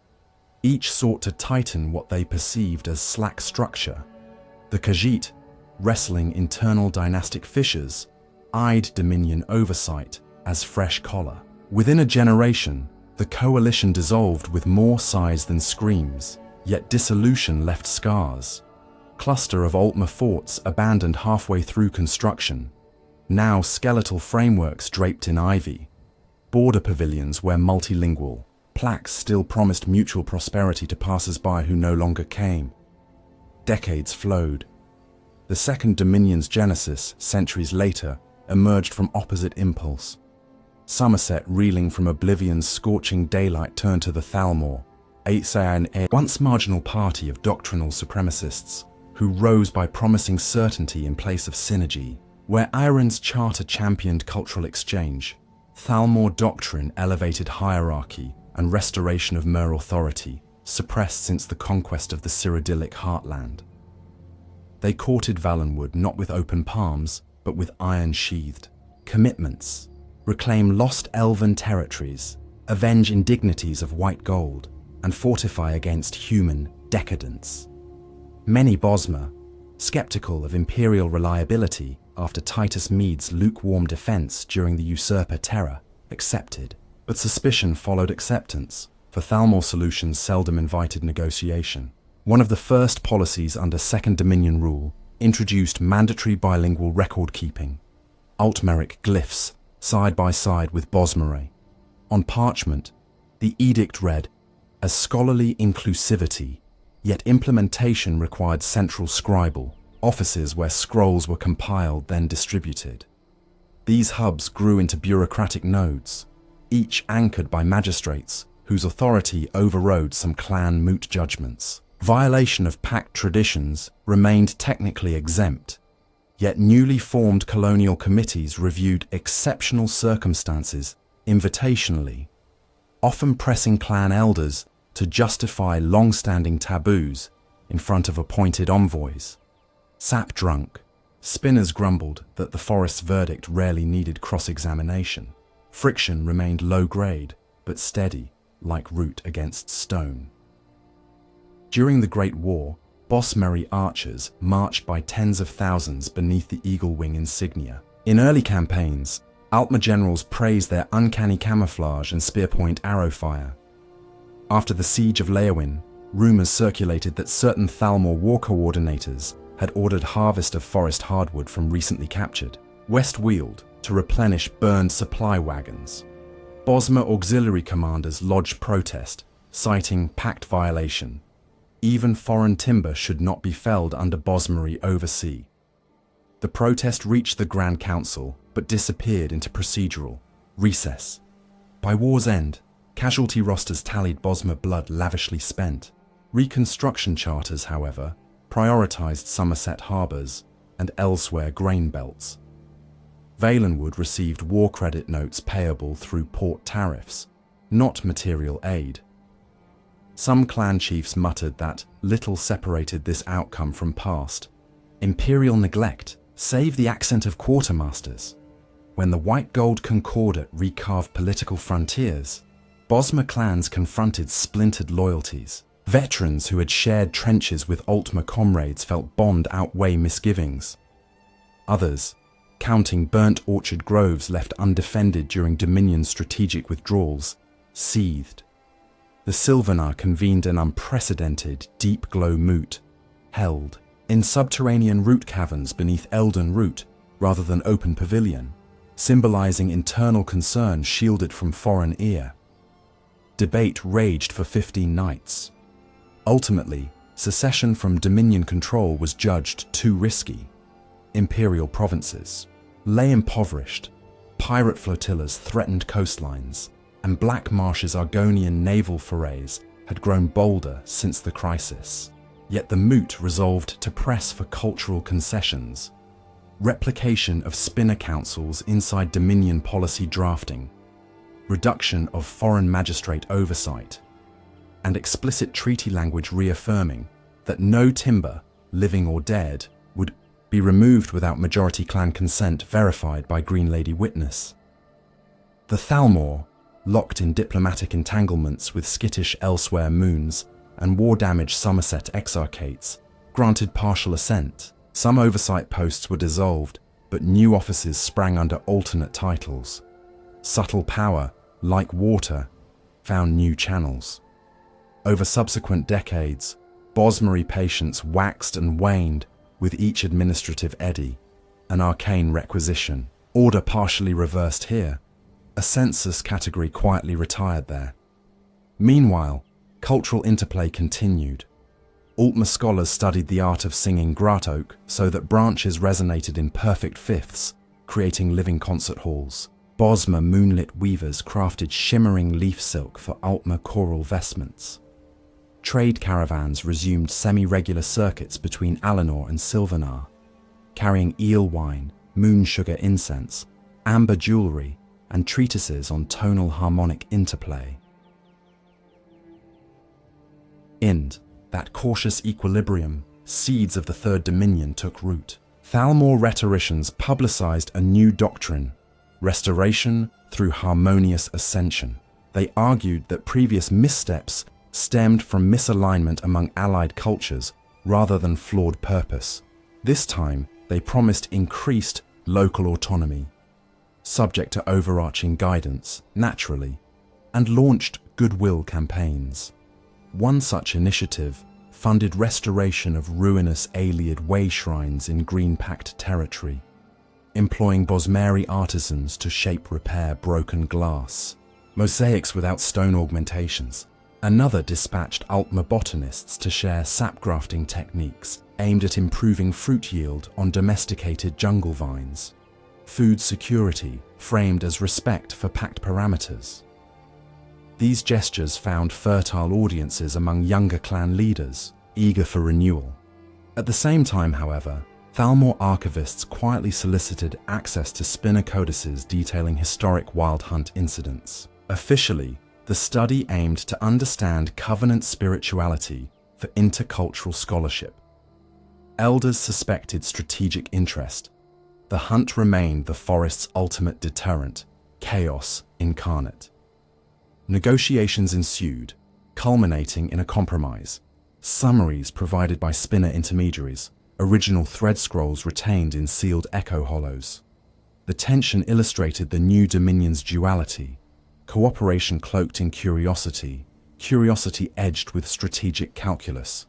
Even within Valenwood, the new era sparked internal dichotomies. Cosmopolitan city trees, such as Havenroot, welcomed Thalmor academicians eager to refine living architecture scaffolds. Remote river tribes like the Cormor clasped heritage tighter, refusing Dominion currency, trading only goods or stories. These differences reached flashpoint during the so-called Hollow Reed dispute. Thalmor tax adjusters sought to introduce median grain levies across all Bosmer settlements based on Alinor's nutritional tables, a benign-seeming measure elsewhere. The Cormor abstain from grain. Their diet remains wholly pact compliant: meat and insect pâté. The levy thus threatened a debt trap, payable only via coin they rarely used. A delegation travelled to Elden Root, demanded exemption. Debate lasted 7 moot shifts until the Silvernar ruled in their favour, citing pact precedents. Thalmor officials acquiesced publicly, but circulated complaints of uneven compliance. Complicating matters, external crises flared. Vardenfell's Red Mountain belched ash across skies east of Valenwood, disrupting migratory bird patterns, vital for certain Bosmeri augury rituals. Clan chieftains appealed to the Dominion for aerial survey support. Altma Skysteel craft responded admirably, mapping new flight corridors and helping preserve omen cycles. This success became propaganda, underscoring Dominion value. Yet, almost concurrently, a covert Thalmor inquest uncovered a smuggling ring, funneling Dawn-era herbivore relics through Bosmer traders to band collectors in Hammerfell. Public inquiry followed. Though only a handful of hunters were culpable, Thalmor magistrates used the scandal to tighten customs inspections at all forest egress points, including those previously policed by clan authority alone. Balance tipped incrementally. The Silvernar walked delicate lines, performing daily triage between autonomy and alliance. He travelled on foot more often than by treetop glider, intentionally placing himself in the hearing path of streamside foragers or travelling bards. Through story, he gathered pulse. The Green Lady, meanwhile, observed that Dominion joint manoeuvres along the Colovian frontier increasingly scheduled archery regiments under Altma command structures. She petitioned for rotational leadership parity. Admiralty boards promised review. Implementation lagged. Within academic circles, debates about Dominion destiny raged. Altma historians argued that unification fortified mere survivability against humanity's numerical ascendancy and Oblivion's volatile breaches. Bosmer philosophers echoed some sentiment, yet contended that survivability measured by rigid political hegemony risked sacrificing unique cultural ecologies. One Spinner treatise, Sycamore Lattice of Conscious Nations, envisioned Dominion as a living arbor. Each culture, a branch grafted at natural junctions, allowed to twist according to sunlit desire, guided but not pruned.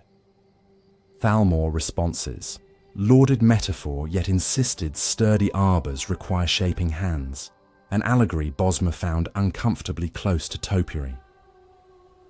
Amid such crosswinds, everyday alliances endured at person-to-person scale. Thalmor botanists taught advanced pheromone mapping, enabling Bosmer harvesters to track ravenous bark borers before infestation spread. Bosmer brewers introduced Altma vintners to ghost orchid yeast, lending limited umami sweetness to Illiveran whites. Shared patrols along the Abyssian coast discovered a new Morma skirmish technique.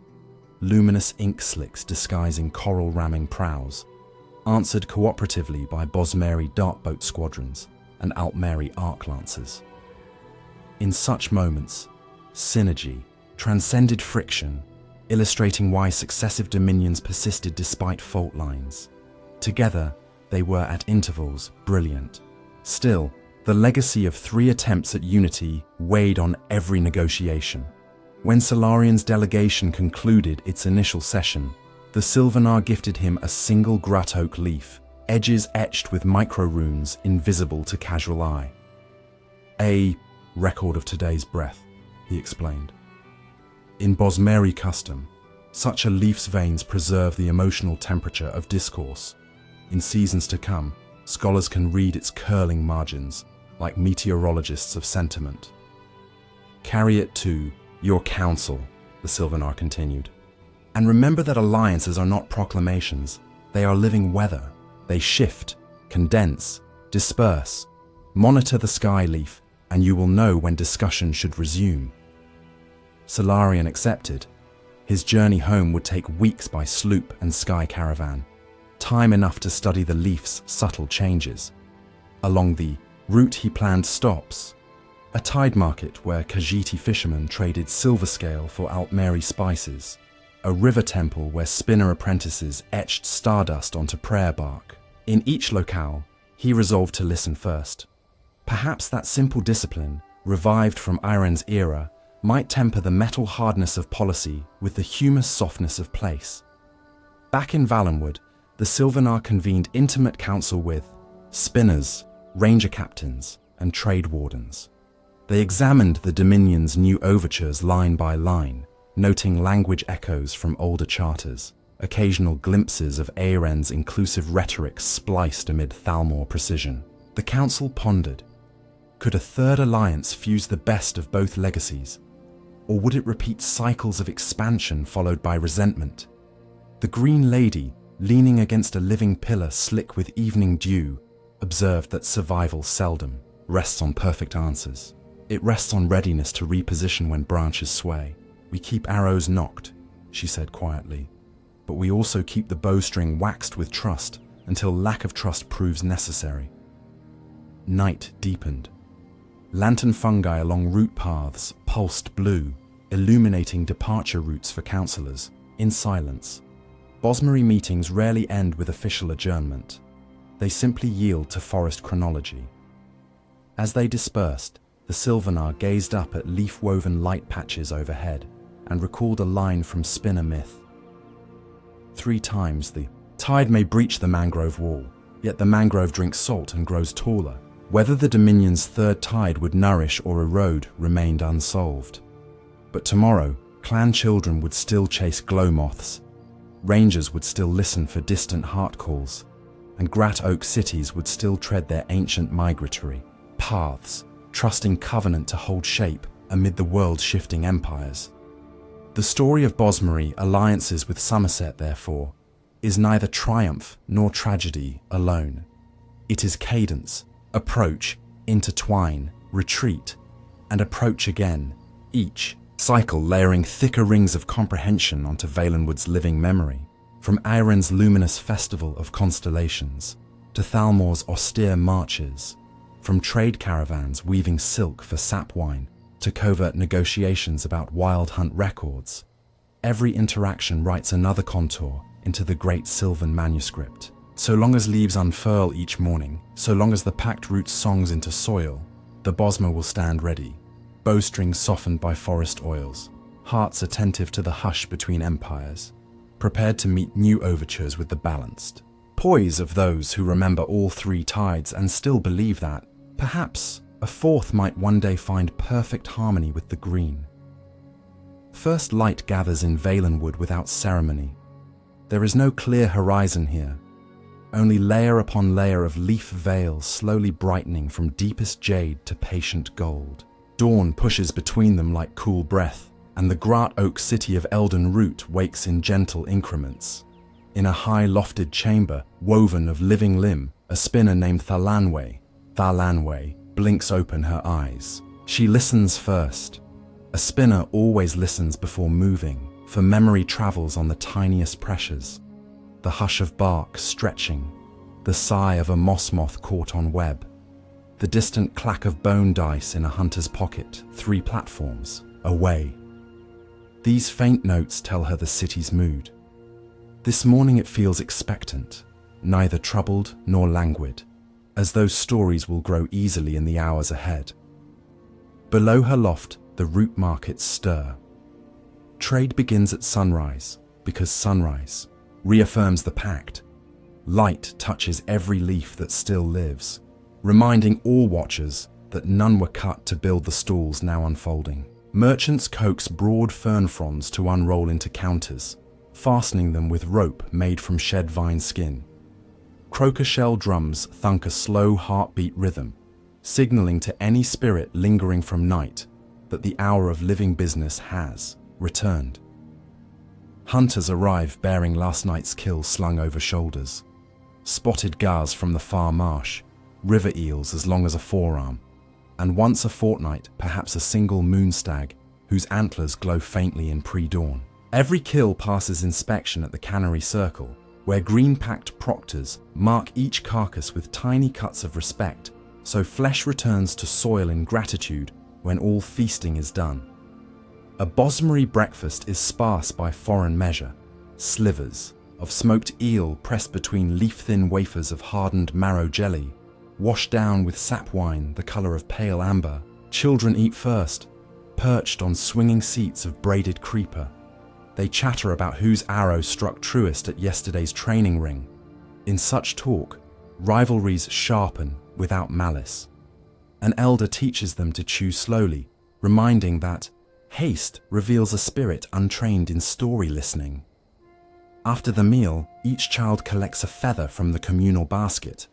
Owl, jay, sometimes chameleon skin quills that change colour with breath. Feathers serve as personal tokens for the day. A quick brush of the shaft across the cheek means, I will speak no lies until sunset.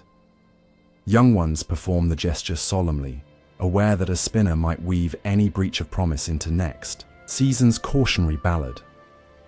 Schooling takes place in story nests, elevated alcoves grown into the hollow crooks of giant branches. Lessons begin with the naming chant. A lead spinner threads the air with 3 notes, and every pupil echoes, stating their clan, their Tree City generation, and their current dream if remembered. Dreams matter. Some will guide hunt strategy. Others may warn of migrating dew leeches that drain sap from root gardens. Texts are rare. Knowledge lives in voiced cadence or etched on slaffed bark panels stored in resin-sealed vaults. Pupils practice the art of syllable balance, learning to speak without wasted breath. This discipline later translates into archery. An economical sentence equals an economical release.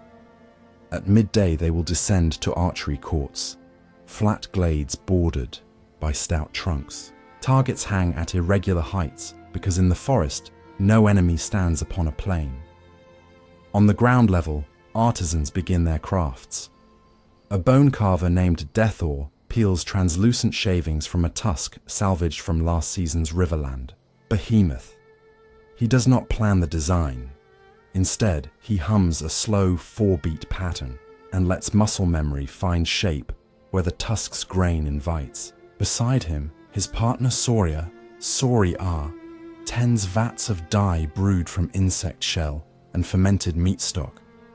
She submerges carven pendants in deep crimson, removes them after a silent count, then sets them beneath sunbeams filtered through moss. The colour will fix into a marbled pattern unique to each piece. In markets beyond Valenwood, these pendants fetch gold, yet here their price is measured in story. A traveller who wants one might trade a night of tales from distant stone, lands, or a bundle of star-sky charts marking seasons of meteor shower. This barter keeps memory vibrant and coin weight irrelevant. Further up in the canopy, a heart healer named Meldira collects dew from twist roots. She performs this quietly. Healers speak less than any profession save assassins. Her brews address fever, venom, and sorrow. Sorrow is common among veterans who tasted foreign bread during campaigns and later felt the pact tug inside them like thorny vines. Meldira mixes marrow broth with ghost orchid pollen, chanting a slow descending scale to coax bitterness upward, where it can be skimmed away. Patients sip her tonic beneath hush curtains woven of hanging lichen. They do not talk much. Sorrow seldom needs narration. The forest absorbs it through pores in silence. Mid-afternoon, grat oak bells resonate. They are not separate objects, but hollows drilled by patient grubs under spinner guidance, tuned by adjusting sap pressure along flanking routes. The bells announce moot hour. Today's moot regards border path upkeep along the Strid River, where increased Dominion inspection posts have drawn heavier traffic. Delegates travel from nominated clans. Tide Hollow mariners wearing shark-tooth cords. Stone Seed nomads clad in antelope hides dyed with storm ash. And 2 Altmer scholars escorted by amber-armored sentries. Moot protocol is simple. Each speaker stands upon a polished knot and recites position within 1 breath cycle. Interruptions incur a token pinch of salt thrown into mouth, forcing silence to dissolve the sting before further speech. Debate thus flows measured, preventing rhetorical ambush. While elders weigh policy, daily commerce peaks. A Khajiiti caravan rattles into market, ox-drawn wagons bearing moon sugar bricks sealed in wax. They also bring loot strings of skinned elite gut, prized for clarity. Trade negotiation occurs through mirror tongue, a pigeon blending Bosmer vowels to Agra consonant purrs and a smattering of Altmer loan glyphs. Mirror tongue is fast and efficient, ideally suited for haggling beneath watchful vine spirits. Deals concluded. Bosmer porters shoulder crates to smokehouse platforms where sugar crystals will cure venison for festival feasts. Approaching sunset, the city prepares for the daily telling, a story ritual called Evening Unfurl. Platforms fill with families. Lantern beetles tethered to thin stalks cast green halos. Spinners begin. Each thread picks up precisely where it dropped the previous night, for the story never truly ends. It flows like deep river under words. Tonight's segment recounts a famed cannibal feast centuries old. Clan Root Hollow, starved by drought, accepted guest flesh from fallen allies under pact clause, thereby turning despair into survival. The spinner speaks calmly, no gore flourish, focusing on respect gestures made before carving, and the verse recited as each morsel passed tongue to throat. Listeners nod. Outsiders often recoil at such tales, yet for Bosmer they reinforce covenants, gravity. Meat is life only when it's taking on as debt. Children listen wide-eyed. Tomorrow some will practice ceremonial cuts on reed dolls threaded with fish paste. When the story pauses for breath, music begins. Instruments here are limited. Bone flutes, skin drums, antler string lyres. Yet complexity thrives in limitations. A bone flute's bore still contains faint marrow echoes. When played softly, listeners claim to hear ancestral voices inside the note. Tonight, a trio sets a rhythm for dusk dance. The craft is real. Participants form circles on interlaced branches.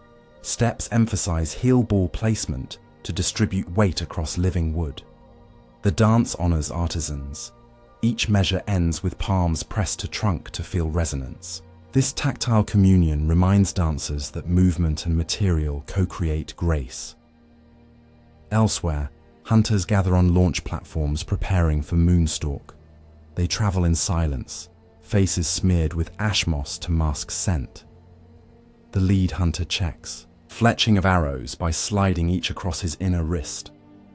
Feather Whisper reveals minute wobble requiring correction. They carry no torches. Lunar glow suffices. Forest spirits guide those who respect shadows. Pre-hunt prayer is brief, an exhalation through nasal cavity, offering warm breath as belonging tribute. They will return at dawn. Failure is accepted. Overharvest is not. For those who stay behind, night is introspection. Some couples retreat to seed bowers, small hollows lined with duff needles. Courtship among Bosmer is fluid yet reverent. Partnership vows, should lovers choose permanence, culminate in sapling marriage. They plant a young grot oak clone within shared territory. Both pledge to protect it. If partnership fractures, either may depart, but the tree remains under care, of whichever heart still tends. Divorce therefore never abandons living witness. The sapling's health becomes proof of sincere memory. Should it wilt unloved, blame attaches to both. While hearts entwine, sentries patrol tether bridges, eyes tuned for unnatural stillness. In Valenwood, silence can signify predator incursion. A true forest hush has breath. Forced silence echoes. Sentries carry whistles carved from raven femur. The note travels miles along root nerve channels, summoning ranger backups riding leaf gliders. Fabric wings stretched across X-shaped frames. Flight paths align with wind corridors mapped each autumn by spinner weather seers. Their arrival seldom becomes necessary, but readiness is sacrament. In deep night, the dreamwalkers begin rounds. These are mind healers who navigate communal, dreamscape, ensuring no nightmares latch on children. They brew tea of sleep fern and consume just enough to slip across threshold without drowning. Inside dream, they appear as luminous insect eyes, guiding sleepers away from memory quagmires. Battle trauma, wild hunt echoes. Dreamwalkers return before first birdsong, place small stone tokens at doors of those they visited. Recipients wake, sea token, and know a healer bore burden unsaid. Gratitude passes in subtle smiles. Dawn again. Another day's cycle commences. But to glimpse Bosmery life solely through Elden Root's vantage risks missing nomad cadences of outer clans. Eastward, along the Rimmen Passage, wanderer bands like the Bark Shadow live in portable canopies of giant leaf sewn with sinew. They follow Gernstag migrations, fletching arrows on the move. Their children learn mathematics by counting shadow patterns cast through leaf tents. Elders track time by shade tilt rather than sun disk. For these clans, moot gatherings are seasonal, pilgrimages. They arrive singing wave call notes, each verse summarizing route traveled and water sources found. Settled Bosmer welcome them, offering smoked desserts of caramelized insect fat. They store well on journeys. In exchange, Bark Shadow traders bring silk root thread unmatched in tensile strength, used by city artisans for airborne hammock riggings. South along the Strid Delta lies the port of Woodhearth, where Bosmery sailors mingle with Dominion Marines and Imperial freebooters alike. Here the Green Pact flexes, not forbid. Imported planks of foreign wood furnish docks. Bosmer rationale is simple. The trees were felled elsewhere, the trespass not on Valenwood soil. Still, harbour clerks maintain a ritual. Before any plank touches water, a drop of sap wine drips onto grain, acknowledging sorrow of the distant forest. Visitors witness this with fascination or bemusement, but no captain refuses. Superstition entwines with custom quickly under the gaze of unpredictable tides.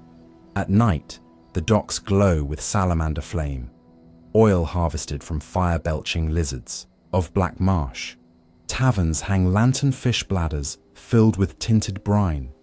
When lit, they shimmer in shifting colors. Sea cant songs overlay lute chords, incorporating Bosmery mouth-click rhythms no mainland bard can imitate without years of practice. Outsider coin flows here. Still, stories remain preferred tender for room upgrade or private booth.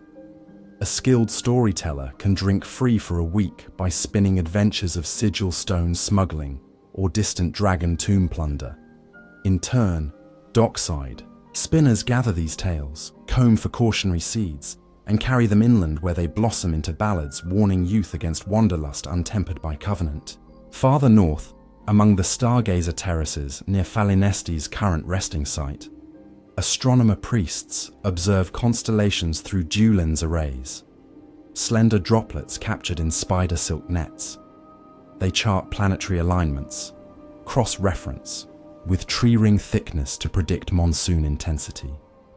Their work guides planting of meat orchid cultivars, parasitic flora that feed on insects, later edible by Bosmer without pact breach. Festival of Tides celebrates first harvest. Revelers swirl in cloaks stitched with dried orchid petals, each step releasing faint sweet scent that ferments in humid air, lifting moods into delighted reverie. Religion under the canopy centers on Yifra, but daily devotions vary. Some clans erect wind-tongue chimes, reed whistles inserted into branch crotches. Each gust becomes hymn. Others prefer silence, believing gratitude should taste only in breath. Twice yearly, the turning ceremonies. On a moment Yifre named that season long ago. Participants gather at convergence routes where city trees once shared sap. They enact memory drama. Dancers embody formless El Nafei, swirl scarves dyed shifting hues, then freeze into defined poses as the naming call rings, a harmonic triad voiced by conch horns, one tone for leaf, one for bone, one for memory. Finally, a child newly spinner-marked recites the pact's oldest clause. Shape is gift, life is return. With that, the assembly disperses, ceremony complete. Law within clans proceeds by narrative arbitration. When offense occurs, say a hunter trespasses on another's sacred deer drove, the aggrieved party summons both clans to a circle where spinners weave the event into story. They speak not in accusation, but in balanced cadence, ensuring motives nest within broader context. Once the story's final knot tightens, listeners vote by adding berry seeds to either of two bowls, one for restitution task, one for hush forgiveness. Majority seeds decide. The wrongdoer then performs the tale set, remedy, perhaps guiding the offended clan's youth on hunts for 3 moons, teaching techniques previously withheld. Justice thus melds reparation and communal sharing, preventing resentment mulch, punishment for heinous crimes, rare given cultural checks, invokes sap exiling. The offender drinks diluted heart sap, enters trance. Guided by spinners, they wander, root labyrinths until spirit realigns, or dust claims them into forest hush. Some return with clarity, memory of transgression carved deep. Others vanish. Elders claim Yifra sometimes keeps what threatens the weave beyond mending.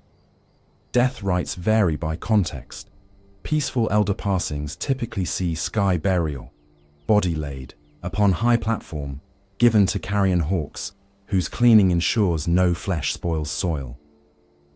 For warriors fallen in defense, cremation on pyres of deadwood, imported from beyond border, is acceptable. Ashes then mixed with sap wine, drunk by comrades so courage circulates anew. Each method upholds principle, flesh returns, tree remains unharmed. Mourners wear necklaces of vole skulls polished to iridescent sheen. The skull count matches, years lived, encouraging funeral attendees to ponder depth of time. Art flourishes in ephemeral mediums. Leaf etching fades as foliage cycles. Bone carving eventually cracks under climate shift. This impermanence resonates with Bosmer philosophy. Beauty lies in breath, not monument. Occasionally, however, a work persists, a grat oak grown into cathedral lattice strong enough to withstand centuries of wind. A spinner epic so beloved that successive generations recite nightly, reinforcing pattern against decay. Even these rely on communal renewal, each voice sanding rough edges, each route adjusting tension. Technology, though limited by pact, innovates through living organisms. Messenger moths carry memory pheromone codes. When released, they seek identical scent patterns previously painted onto bark miles away, delivering message strands woven into pheromone ratios understood by trained interpreters. Medical leeches bred with ghost orchid enzymes cleanse sepsis faster than any Colovian tonic. Fungus-based lanterns glow brighter when coaxed by rhythmic tapping, a feature discovered accidentally by a bored watchchild knocking knuckle patterns while on duty. Despite insular tendencies, Bosmer maintain global awareness. A news web, literally, a web, exists. Silkweave spun across high-vantage trees, vibrating when aligned messenger birds perched along predetermined grid. Skilled listeners translate tremors into decoded dispatches.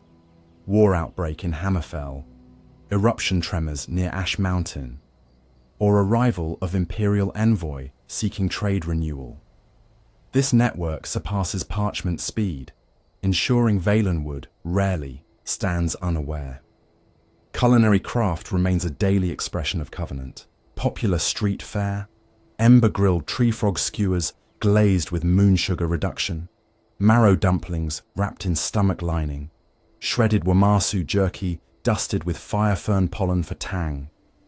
Festive tables escalate, whole honey bat roasted inside, python carcass, flesh basted with fermented eel bile. Blood pudding set in carved antler molds shaped like migrating thunderbird silhouettes. Outsiders invited to feast receive disclaimers but participate more often than not, their discomfort dulled by potent sap wine whose floral finish surprises every palate. Archery culture permeates. Even scholars carry collapsible yew shortbows, disguised within scroll cases. Competitions occur spontaneously. A hunter spots ripe drakeberry growing on swaying vine. Without discussion, bystanders fire arrows sequentially, plucking fruit mid-arc with blunted tips to avoid burst. Winner claims berry, but tradition demands they share juice with last-place archer. Precision thus births humility. Early evening, children conclude training with the split shadow exercise. Instructor hangs a chitin disc half covered in soot, half left natural.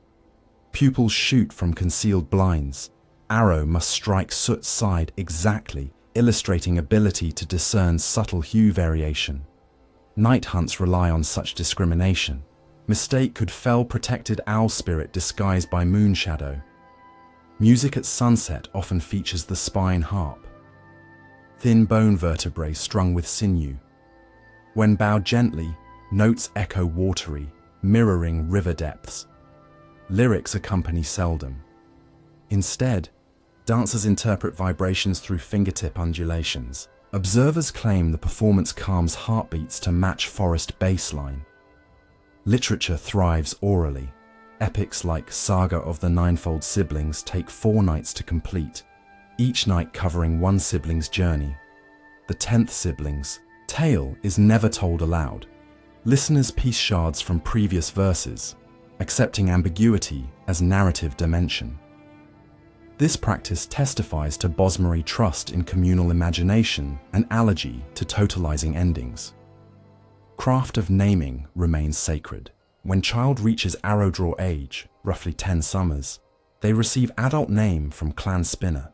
Ceremony occurs at dawn. The spinner weaves lineage, recent dreams, and subtle forest signs, perhaps a rare white cicada alighting on infant finger months earlier, into a name thought to suit their future.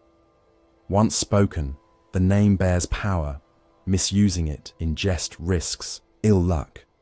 Nicknames arise, but true name sits like gemstone hidden in moss, shown only to those intimately trusted.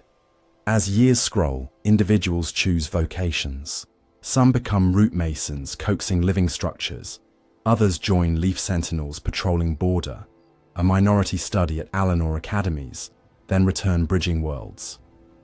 Dominion policy currently encourages such cross-training, offering scholarships. Critics warn of cultural dilution, yet graduates gain new techniques, crystal lattice healing spells, sea charting by star refraction, and adapt them within packed bounds. A Starlore navigator recently devised mirrored dew globes that project constellations onto canopy underside, allowing children to study sky even during monsoon.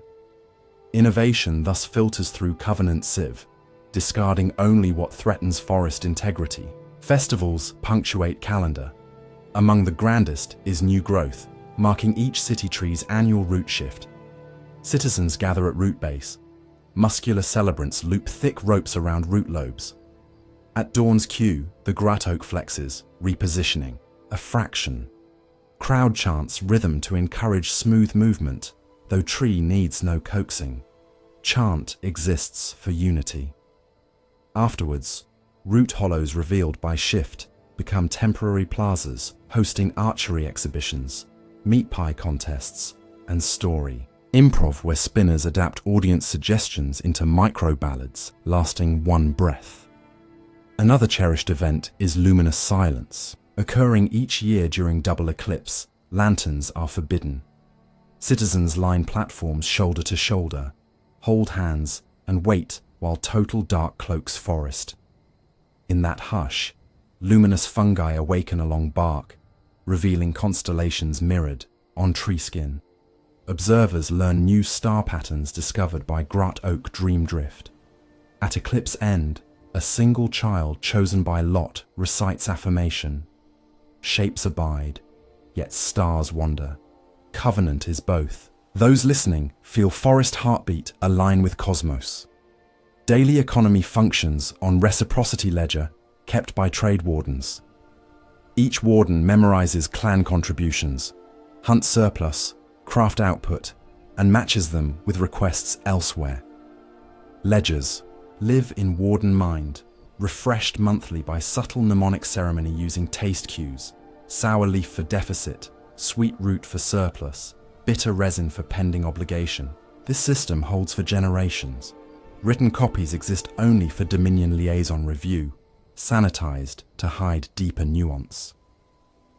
Outsiders deem it chaotic. Bosmer call it living arithmetic. Contact with strangers continues to shape custom. Recent arrival of Argonian spice barks introduced tree sap pepper that tingles like frost.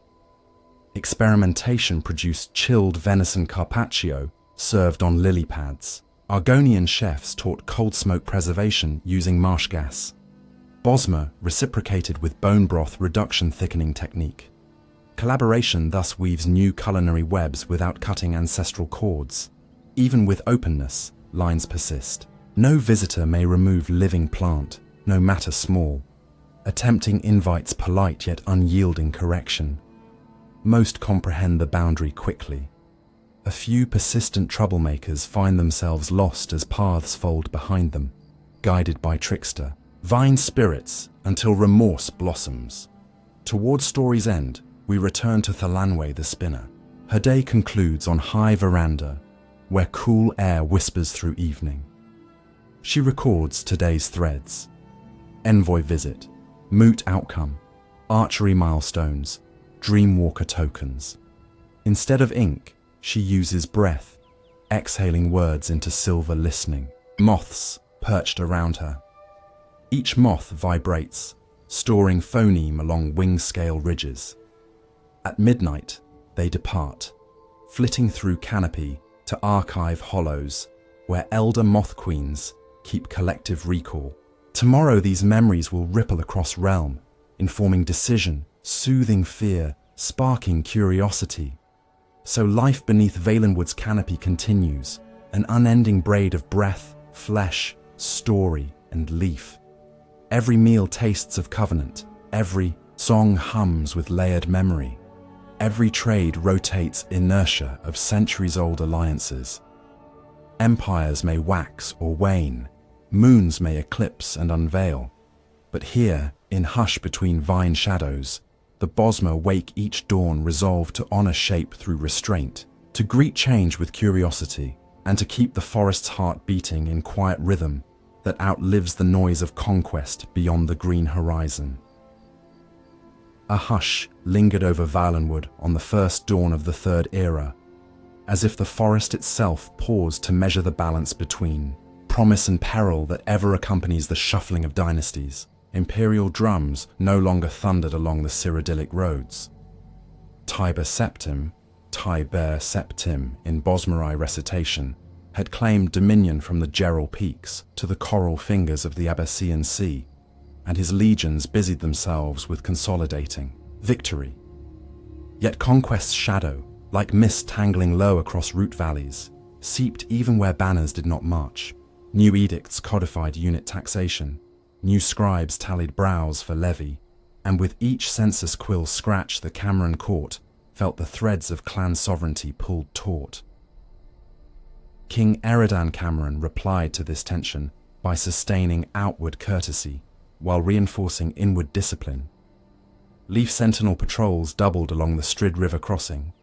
Root Mason guilds fine-tuned supply caches hidden within wandering Grat Oak hollows, and the Spinner colleges renewed lessons on deep memory, silence, the skill of hearing enemy approach through deviation in beetlewing cadence. Peace endured, but it was the peace of a bowstring held at half-draw, ready to release, ready to relax, uncertain which was wiser. Into that charged stillness, a blood hare named Haemon emerged. Haemon, though later bards would curse his name in harsher clicks. He was of the ancient Cameron line, yet grew apart from its courtly moderation, nursing dissatisfaction among hinterland nobles, who felt the imperial yoke tighten even through polite tariffs. Haemon studied necromantic edge lore recovered from half-sunk Aeliad vaults near Tideholm Spire, corresponded with clandestine Daedra cults adrift after Septim's purge, and whispered to marginalized clans that the old Cameron fire had dimmed. To many he seemed charismatically devoted to forest autonomy. To a discerning few, his calm glint belied hunger for more than mere independence. In the spring of 3E 249, that hunger broke bark. Haemon seized Woodhearth Port with a coalition of dissident archers and mercenary corsairs from Pyandanea who dangled promises of Maormer aid. Imperial garrisons, skeletal after redeployment toward Hammerfell, responded slow. By the time reinforcements mustered from Anvil, Haemon's reach had extended beyond port into the fertile heartland. Clan after clan watched his banners, emerald over black stag, advance beneath oration that blended green-packed platitudes with fiery invective against Septim's gold tithe. Many believed him champion, others sensed distortion. His armies moved, at night without torches. Rumor whispered of vines that bled on command. Scouts vanished, leaving only footprints, turning abruptly inward, as if devoured by shadow rising from their own souls. King Eredan convened an emergency moot under Elden Root's highest crown. Decision lines formed not on blood, but on intuition. Was Haemon a liberator or a foe in Cameron's skin? The Green Lady, Edelorn, reported that root whispers along his path tasted sour, sap thick with fear, not of battle, but of something ancient reopening. Still, forest politics abide nuance. Some argued that if imperial tax bleed continued, Valenwood's autonomy would perish anyway. Debate knotted. Outside the moot walls, refugees from Tide Hollow arrived gaunt, reporting that Haemon's lieutenants harvested the dead for bone constructs patrolling the night canopy. These testimonies tipped balance. The moot declared Haemon renegade, named him Cameron no longer, and petitioned the Sylvanar to rally every clan literal and nominal. Civil war thus cracked Valenwood's hush. Elden Root's loyalists, bolstered by Tide Hollow Marines who escaped, early purge, clashed with Haemon's ascendant host along the Eldenvine corridor. Unlike wars against outside invaders, where Bosmer tactics favor stealth traps and ambush, this conflict pitted brother against sister, cousin against cousin. The pact shuddered. Oath bound them to spare leaf and branch, yet flaming arrows hissed into Grat Oak bark whenever Haemon's necrotic minions twisted roots into weapons. Loyalist arrows answered with equal ferocity. Each wounding of tree cried, out through root web, and spinners recorded wails in grief-long threads, later hidden beneath sap, lest memory scar future younglings beyond mending. Haemon pressed north. At Deep Shade Fen he unveiled the legion of weeping glass, undead warriors, sheathed in translucent armor forged from drowned Ayleid mirror panels, their steps crackling like breaking ice. They advanced in uncanny cohesion, signal horns silent, guided by shimmering wraith lights tethered through soul fetters. Loyalist archers found normal arrowheads glanced off mirror plates, shattering into amber slivers. Quick-thinking sap alchemist, Nilwen brewed caustic bile from swamp eels that, when brushed on obsidian tips, ate through the glass. 3 nights of ambush whittled the legion, but at dire cost. Fen water turned brackish with dissolved bone. Fish floated belly up for moons. Imperials, eyeing the threat spreading toward Cyrodiil's border, dispatched Colonel Larius Barrow with 2 cohorts of heavy infantry. Larius, pragmatic yet culturally tone-deaf, attempted to cut paths through Valenwood interior for supply wagons. Paths requiring tree felling. Loyalists barred him. Negotiations consumed time. Time Haemon exploited. He bypassed Imperial line with shadow paths, corridors of compressed gloom conjured by Daedric conjurers, pledging to Molag Bal. These portals emerged near Falinesti, allowing sudden seizure of outer platforms before watchers comprehended. Falinesti's speaker for spring, a pacifist elder named Teller the Fawn, pleaded parley. Haemon gifted him a goblet of amber mead. Within heartbeats, the elder's flesh calcified into shining sap crystal, shattering at Haemon's touch. His garrison surrendered. More horrified of necromancy than of blade, the war's moral center collapsed. Cameron loyalists convened at Brightgrove to weigh ultimate measure, unleashing a wild hunt upon Haemon's column. Many flinched. Precedent warned that post-hunt trauma could shatter clans for generations. Yet each dawn brought new reports. Orchard caretakers impaled on antler sconces, children waking fused to recoil root curses, draining vitality into Haemon's wraith forges. The moot required unanimity. Debate stretched across waxing moons until, in mid-sun's height, 3E249, the Sylvanar declared silence broken. Y'ffre's canopy itself requested the hunt. 38 volunteers drank sap blood, their transformation, detonating beneath starless sky. What followed writes itself into nightmares. The hunt storm swarmed through Haemon's ranks outside the ruined walled gardens of Glenbridge. Necrotic dead shattered, Maormer mercenaries fled seaward screaming of trees biting them. Yet at battle's apex, Haemon summoned forth his own perversion, an inverted hunt of bone and tar, Daedra-spliced shapes devouring life energy to fuel. Mirror legions. Wild and unwild met in Maelstrom. Witnesses later claimed forest and void tore open like twin apple halves, exposing seeds of molten light. In Dawn's ash drift, both storms dissipated, leaving only Haemon and a ring of undying. Honor guard still intact, albeit staggered. Where their boots pressed soil, grass greyed as though midwinter. Seizing momentary lull, King Eridan's heir Imbel fired a single long arrow carved from volunteered root. Y'ffre's own gift permitted for that instant. The shaft pierced Haemon's cambium-tough breastplate, lodging at the collarbone. Observers swear the arrow sprouted leaflets, beginning to bud. Haemon roared, wrenching shaft free, but leaf sprouts took root in flesh, draining unnatural vitality. He fled south, trailed by a handful of bannermen and remaining Maormer corsairs. Pursuit lasted seasons, weaving into Hammerfell, High Rock, then north along Gold Coast. Each locale witnessed Haemon swell ranks with disaffected warlords lured by promises of immortality at cost of humanity. Thus the Cameron usurper legend spread, a nightmare stepchild of Valenwood gone north to plague all. Bosmery chronicles mark this point as forest sorrow exported, proof that internal rot ignored, can carnivorously branch outward. Imperial and Breton coalitions finally crushed Haemon outside Dwinnen in 3E 267. But though his corpse burned and ashes scattered over Glenumbra's salt marsh, Valenwood's casualty ledger tallied no simple victory. Entire clans lay memory maimed, Wild Hunt veterans lost to Dream Shatter, and route networks still seethed with necrotic backwash requiring decades of spinner cleansing. Imperial historians recorded date and crowned heroes. Spinners wove longer lament.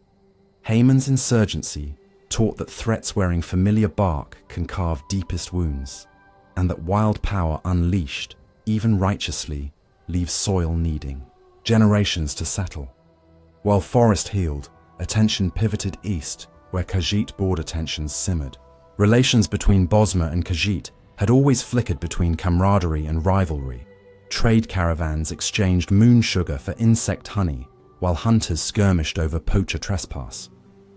The pattern hardened into protracted hostility late Third Era, when territorial expansions by the Elsewhere kingdoms of Anaquina and Palatine pressed into disputed Tenmar and western Valenwood lowlands. Tales diverge on who first spilt Covenant blood. Bosmer bards cite Khajiiti raiders burning Meat Orchid. Fields, Khajiiti poets recall elven archers shooting water caravans bound for drought villages. Nevertheless, conflict erupted, calcifying into a campaign later mistitled by imperial scribes as the 500-year War, despite active fighting spanning barely 3 decades. The Bosmer named it the Paw and Wing Strife. Paw for Khajiit claw, wing for Bosmeri arrow flight. Initial clashes favored Bosmer defensive ambush. Archers melted into canopy, striking supply lines then vanishing. Khajiit adapted swiftly, fielding lithe Pamar-raised heavy infantry, whose tree-cat reflexes negated aerial volley, leaping trunk to trunk after elusive archers. Battles blurred into arterial forest corridors, where footfall dictated outcome. One misjudged branch snap could unleash Arrowstorm or Khajiiti Pounce. A defining siege unspooled at Greenhill Lookout, a ridgetop settlement commanding passes toward River Hold.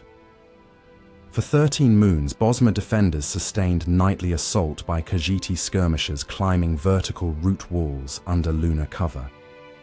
Siege lines parted only during midday heat when both sides shared hush drink by tacit truce, conflict honor bound by mutual respect for climactic exhaustion. According to diaries kept by Sylvan scout Celian, the moment of pivot arrived when Grat Oak spontaneously sprouted a new buttress route bridging gap above Khajiiti siege rams, as though forest intervened. Bosmer archers exploited vantage, repelling final push. Siege lifted, though casualty count staggered both. In later parley, neither side credited Forest as partial. Khajiit were poet. Razir wrote that the tree simply sought balance, not favor. Still, myth thrived. Valenwood itself adjudicates when children of twin moons encroach too far. Diplomacy eventually birthed the March Compact, arbitrated by an elderly imperial tribune exiled from court intrigue and eager for final acclaim. Terms redrew porous border, designating joint trade corridors supervised by mixed sentry pairs. Importantly, both peoples pledged not to pursue deep forest annexation, a phrase inserted after Spinner Lobby, ensuring root core remained unswayed. Compact did not end skirmishes entirely. Poaching flare-ups, moonsugar smuggling spats, and youthful bravado duels persisted, yet full war receded, replaced by uneasy yet productive interdependence. Khajiit scholars lectured on lunar lattice healing at Bosmeri apothecary groves. Bosmer arrowmasters opened demonstration ranges near Dune, teaching wind reading to desert archers. Throughout Paw and Wing upheaval, imperial cynosure flickered between half-hearted mediation and exploitative interest. Emperors, juggling rebellions in Morrowind or Akavir initiatives, seldom invested large forces, preferring to tax trade arteries circumventing conflict zones. Bosmer envoys lobbied for garrison parity. Treasury officials responded with parchment pledges but minimal legion boots. This pattern deepened Bosmeri conviction that alliances with men often arrive clad in parchment, yet depart wearing silence. Tensions temporarily subsided mid-Third Era when Emperor Uriel V turned attention to conquest of Akavir. Bosmer archers served in his navy as marine scouts, thrilled by promise of distant horizon hunts. Few returned. Among them, Captain Felnus Rootscree carried back journals of frozen sea illusions and serpent men illusions. His tales, recited at dawn moot, broadened clan perspective. If empires think east across oceans, Valenwood might slip between their gazes like lizard through reed. Spinners distilled moral. Vigilance thrives where grander powers roam distracted, yet distraction seldom lasts. Akaviri disaster bankrupted Uriel's expedition coffers, prompting new tax cycles across provinces. Valenwood ports felt sting. Smuggling escalated, and imperial patrols grew harsh. Clan elders reopened debate on deeper secession. But memory of Haemon's devastation tempered radicalism. Instead, clandestine networks formed. Border runners guiding shipments through marsh canals beyond Legion lantern range. Some shipments carried only spice, others ferried. Renegade mages fleeing imperial tariff prisons. The forest watched, its root nerve humming wary. Amid economic strain, religious tension flared with arrival of Alessian reform revivalists. They condemned cannibal feasts, preaching universal sin. In Elden root plazas, they read from translated monomyth scrolls, drawing small crowds curious about stone god metaphysics. Tolerance endured until a zealot attempted to sabotage a sky burial, seeking proper interment. Outrage rippled. Zealot vanished. Some say vines opened underfoot. Others claim he left escorted, but alive. Either tale served as warning. Covenant. Matters surpass foreign moralities. Toward late Third Era, illusions of stability buckled when Oblivion gates seared Tamriel. Crimson rifts split sky near Archon. Daedra spilled forth, their claws rending packed blessed bark. Yet Bosmer archers already drilled for canopy warfare proved agile, raining arrows from shifting perches. Moreover, forest spirits rallied. Wisps guided civilians along safe route arteries. Spriggans rose in wrath where iron scorched moss. Dominion allies sent arcane detachments, but travel through fiery portals proved treacherous. Thus defense again fell primarily upon clans. They prevailed, but not unscarred, where Daedric foot met root. Growth patterns twisted. Birthing areas known now as iron hollows, where trees exude metallic sheen and birds avoid roosting.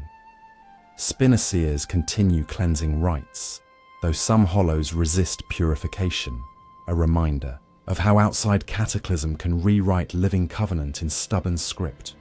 When Martin Septim's sacrifice sealed warp sky, imperial governance fractured. Valenwood sensed momentum shift like storm wind altering canopy rustle. Thalmor envoys soon whispered of Third Dominion resurgence, citing weakness of Cyrodiil. Familiar debate resurfaced across route platforms, security under Mer coalition or uncertain independence. Generational divide sharpened. Veterans who fought on Gold Coast still recalled Thalmor lateness in usurper crisis. Younger traders admired Somerset arc glass engineering. Through seasons of sermon, moot and hush reflection, decision tilted toward alliance, albeit with contingencies. Bosmeri seats on Dominion War Council, renewed affirmation that Wild Hunt, secrets remain sovereign, and recognition that pact precedes Dominion law if conflict arises. Thalmor ambassadors signed. Forest withheld final judgment. Thus, as sun cycles counted toward dawn of Fourth Era, matter for future telling, Valenwood, stood again within vast negotiation, balancing autonomy against coalition, memory against innovation, bowstring against handshake. The Third Era had tested every fibre, through civil war where Cameron blood self-sundered, border strife where paw met wing, and world shatter where Daedran firestorms scarred leaf and root. Yet the Bosmer endured, guided by constant refrain: shape is gift, life is return. They had proven that return need not mean retreat. It could also signify resilience, the art of circling back to starting grove while carrying new seed for stories yet to bloom. Behind them trailed ghosts of mirror legions and moonlit sieges. But ahead, the canopy still breathed, leaves vocal in morning hush, inviting those who listened to step forward again into Covenant's living shade. Night gathered quietly over Valenwood on the first evening of the Fourth Era, drawing its dark veil through branches still trembling from the oblivion flame storms of recent memory. In those years, the forest held its breath, listening to distant rumbles across Tamriel, the mead line clinging to Cyrodiil's fractured scepter, Skyrim's hold sharpening ice-fed grievances, Redguards scouting echoes of Akaviri footholds. Yet closer, on warm sea winds, came a different rustle, the Thalmor. Many Bosmer already wore the Eagle and Sun clasp of the Second Dominion, but with the Third, their sigil returned draped in deeper gold and sterner silence. Envoys spoke earnestly of elven ascendancy and the phoenixing of Aldmeri birthright. Bosmer moot halls received them with patient courtesy. The forest listened more guardedly, leaves clicking together like cautious tongues. At first, policy revisions seemed modest, cloaked in partnership, shared patrol grids along the Strid, Altmeri geomancers offering tremor-mitigating songs to stabilize, root banks after Daedric fissures. In Elden Root, the Sylvanar, Corolith Soft Wind, hosted Thalmor archivists seeking to catalogue Grat Oak growth rings as living historiographic record. Spinner elders allowed measured sap sampling, each incision sealed with spun resin and a whispered apology to the tree. For a time, collaboration glimmered genuine. Trade caravans plied improved roadways, their wheels of imported wood skirting pact violation by origin. Altmeri medicos introduced crystal splinting that set broken arrow wrist bones within a day. Hunters benefited, returning to ranges sooner, songs of gratitude drifting through fern-tangled gullies. Yet Empire's sinew tightens in increments. Within 2 decades, Dominion fiscal clerks instituted standardized bounty ledgers, requiring exact tallies of felled venison weighed against garrison provisioning quotas. Bosmer accountants objected. Pact feasts depended on need, not ledger. The Sylvanar negotiated concessions, but seeds of disquiet sprouted. At border watchposts, mixed sentry units gradually re-ranked, Altmeri captains superseding Bosmer lieutenants who once guided their cohort by route sign rather than parade. Demotions were couched as efficiency. Craftsmanship of apprehension began. In 4E29, a curious omen, the walking city Falin ESST vanished during its long maneuver. Grat Oak watchers expected the city tree's southward shift on first seed. Druids traced sap flow patterns. All signs pointed to imminent stride. Dawn arrived, mists parted, platforms stood empty. No thunder of roots, no leaf shiver farewell. Only hollows yawning where whole boroughs should rest. Thalmor scholars proposed dimensional slip. Spinners whispered of withheld cooperation. A tree choosing secrecy over supervision. Search flocks combed valleys, but found only ghost vine husks. Disappearance unsettled Dominion planners, who relied upon walking city harbours for troop movement. To Bosmeri mystics, the vanishing signalled forest descent. A living bastion had folded itself into deeper realms rather than parade beneath foreign banners. Unease hardened when, in 4E55, Dominion census regents demanded biometric census. blood sigil pricks on every citizen to anchor arcane identity network countering smuggler, fraud. Bosmer moots balked. Pack tradition held life fluids private, spilled only by hunt or healing. Negotiations frayed. A compromise allowed saliva imprint instead of blood, but resentment lingered like sap ferment. Meanwhile, Falmor justiciars established justiciar houses along key caravan lines to monitor compliance. Their marble minarets, shipped in, alabaster pieces from Oregon, rose beside living grot oaks like ivory daggers. Vine spirits recoiled, root webs veered subtly aside, causing substructures to tilt within seasons. Engineers blamed soil slump. Spinners knew deliberate aversion. The forest refused to cradle stone fortresses. Then came the Great War. In 4E 171, the Dominions struck the Mede Empire under golden storm cloud banners. Bosmery companies mustered under Field Marshal Calathil, moving north through Colovia to siege Coral. Many archers, proud yet wary, followed duty. In cold passes, they loosed arrows that felled legionnaires who had once shared trade songs. Some wept quietly behind helms, for enemy faces bore rough humanity of trade partners, yet war wove obedience. At Red Ring in 4E 175, Bosmer detachments aided the Dominion's push toward white gold. Victory seemed near until Colovian reinforcements flanked them. Bosmery columns retreated in ordered scatter through the great forest. Stories spread of archers purposely overshooting, missing Mede scouts at decisive moments. Historians debate sabotage. Spinners say conscience bends arrow arc as surely as wind.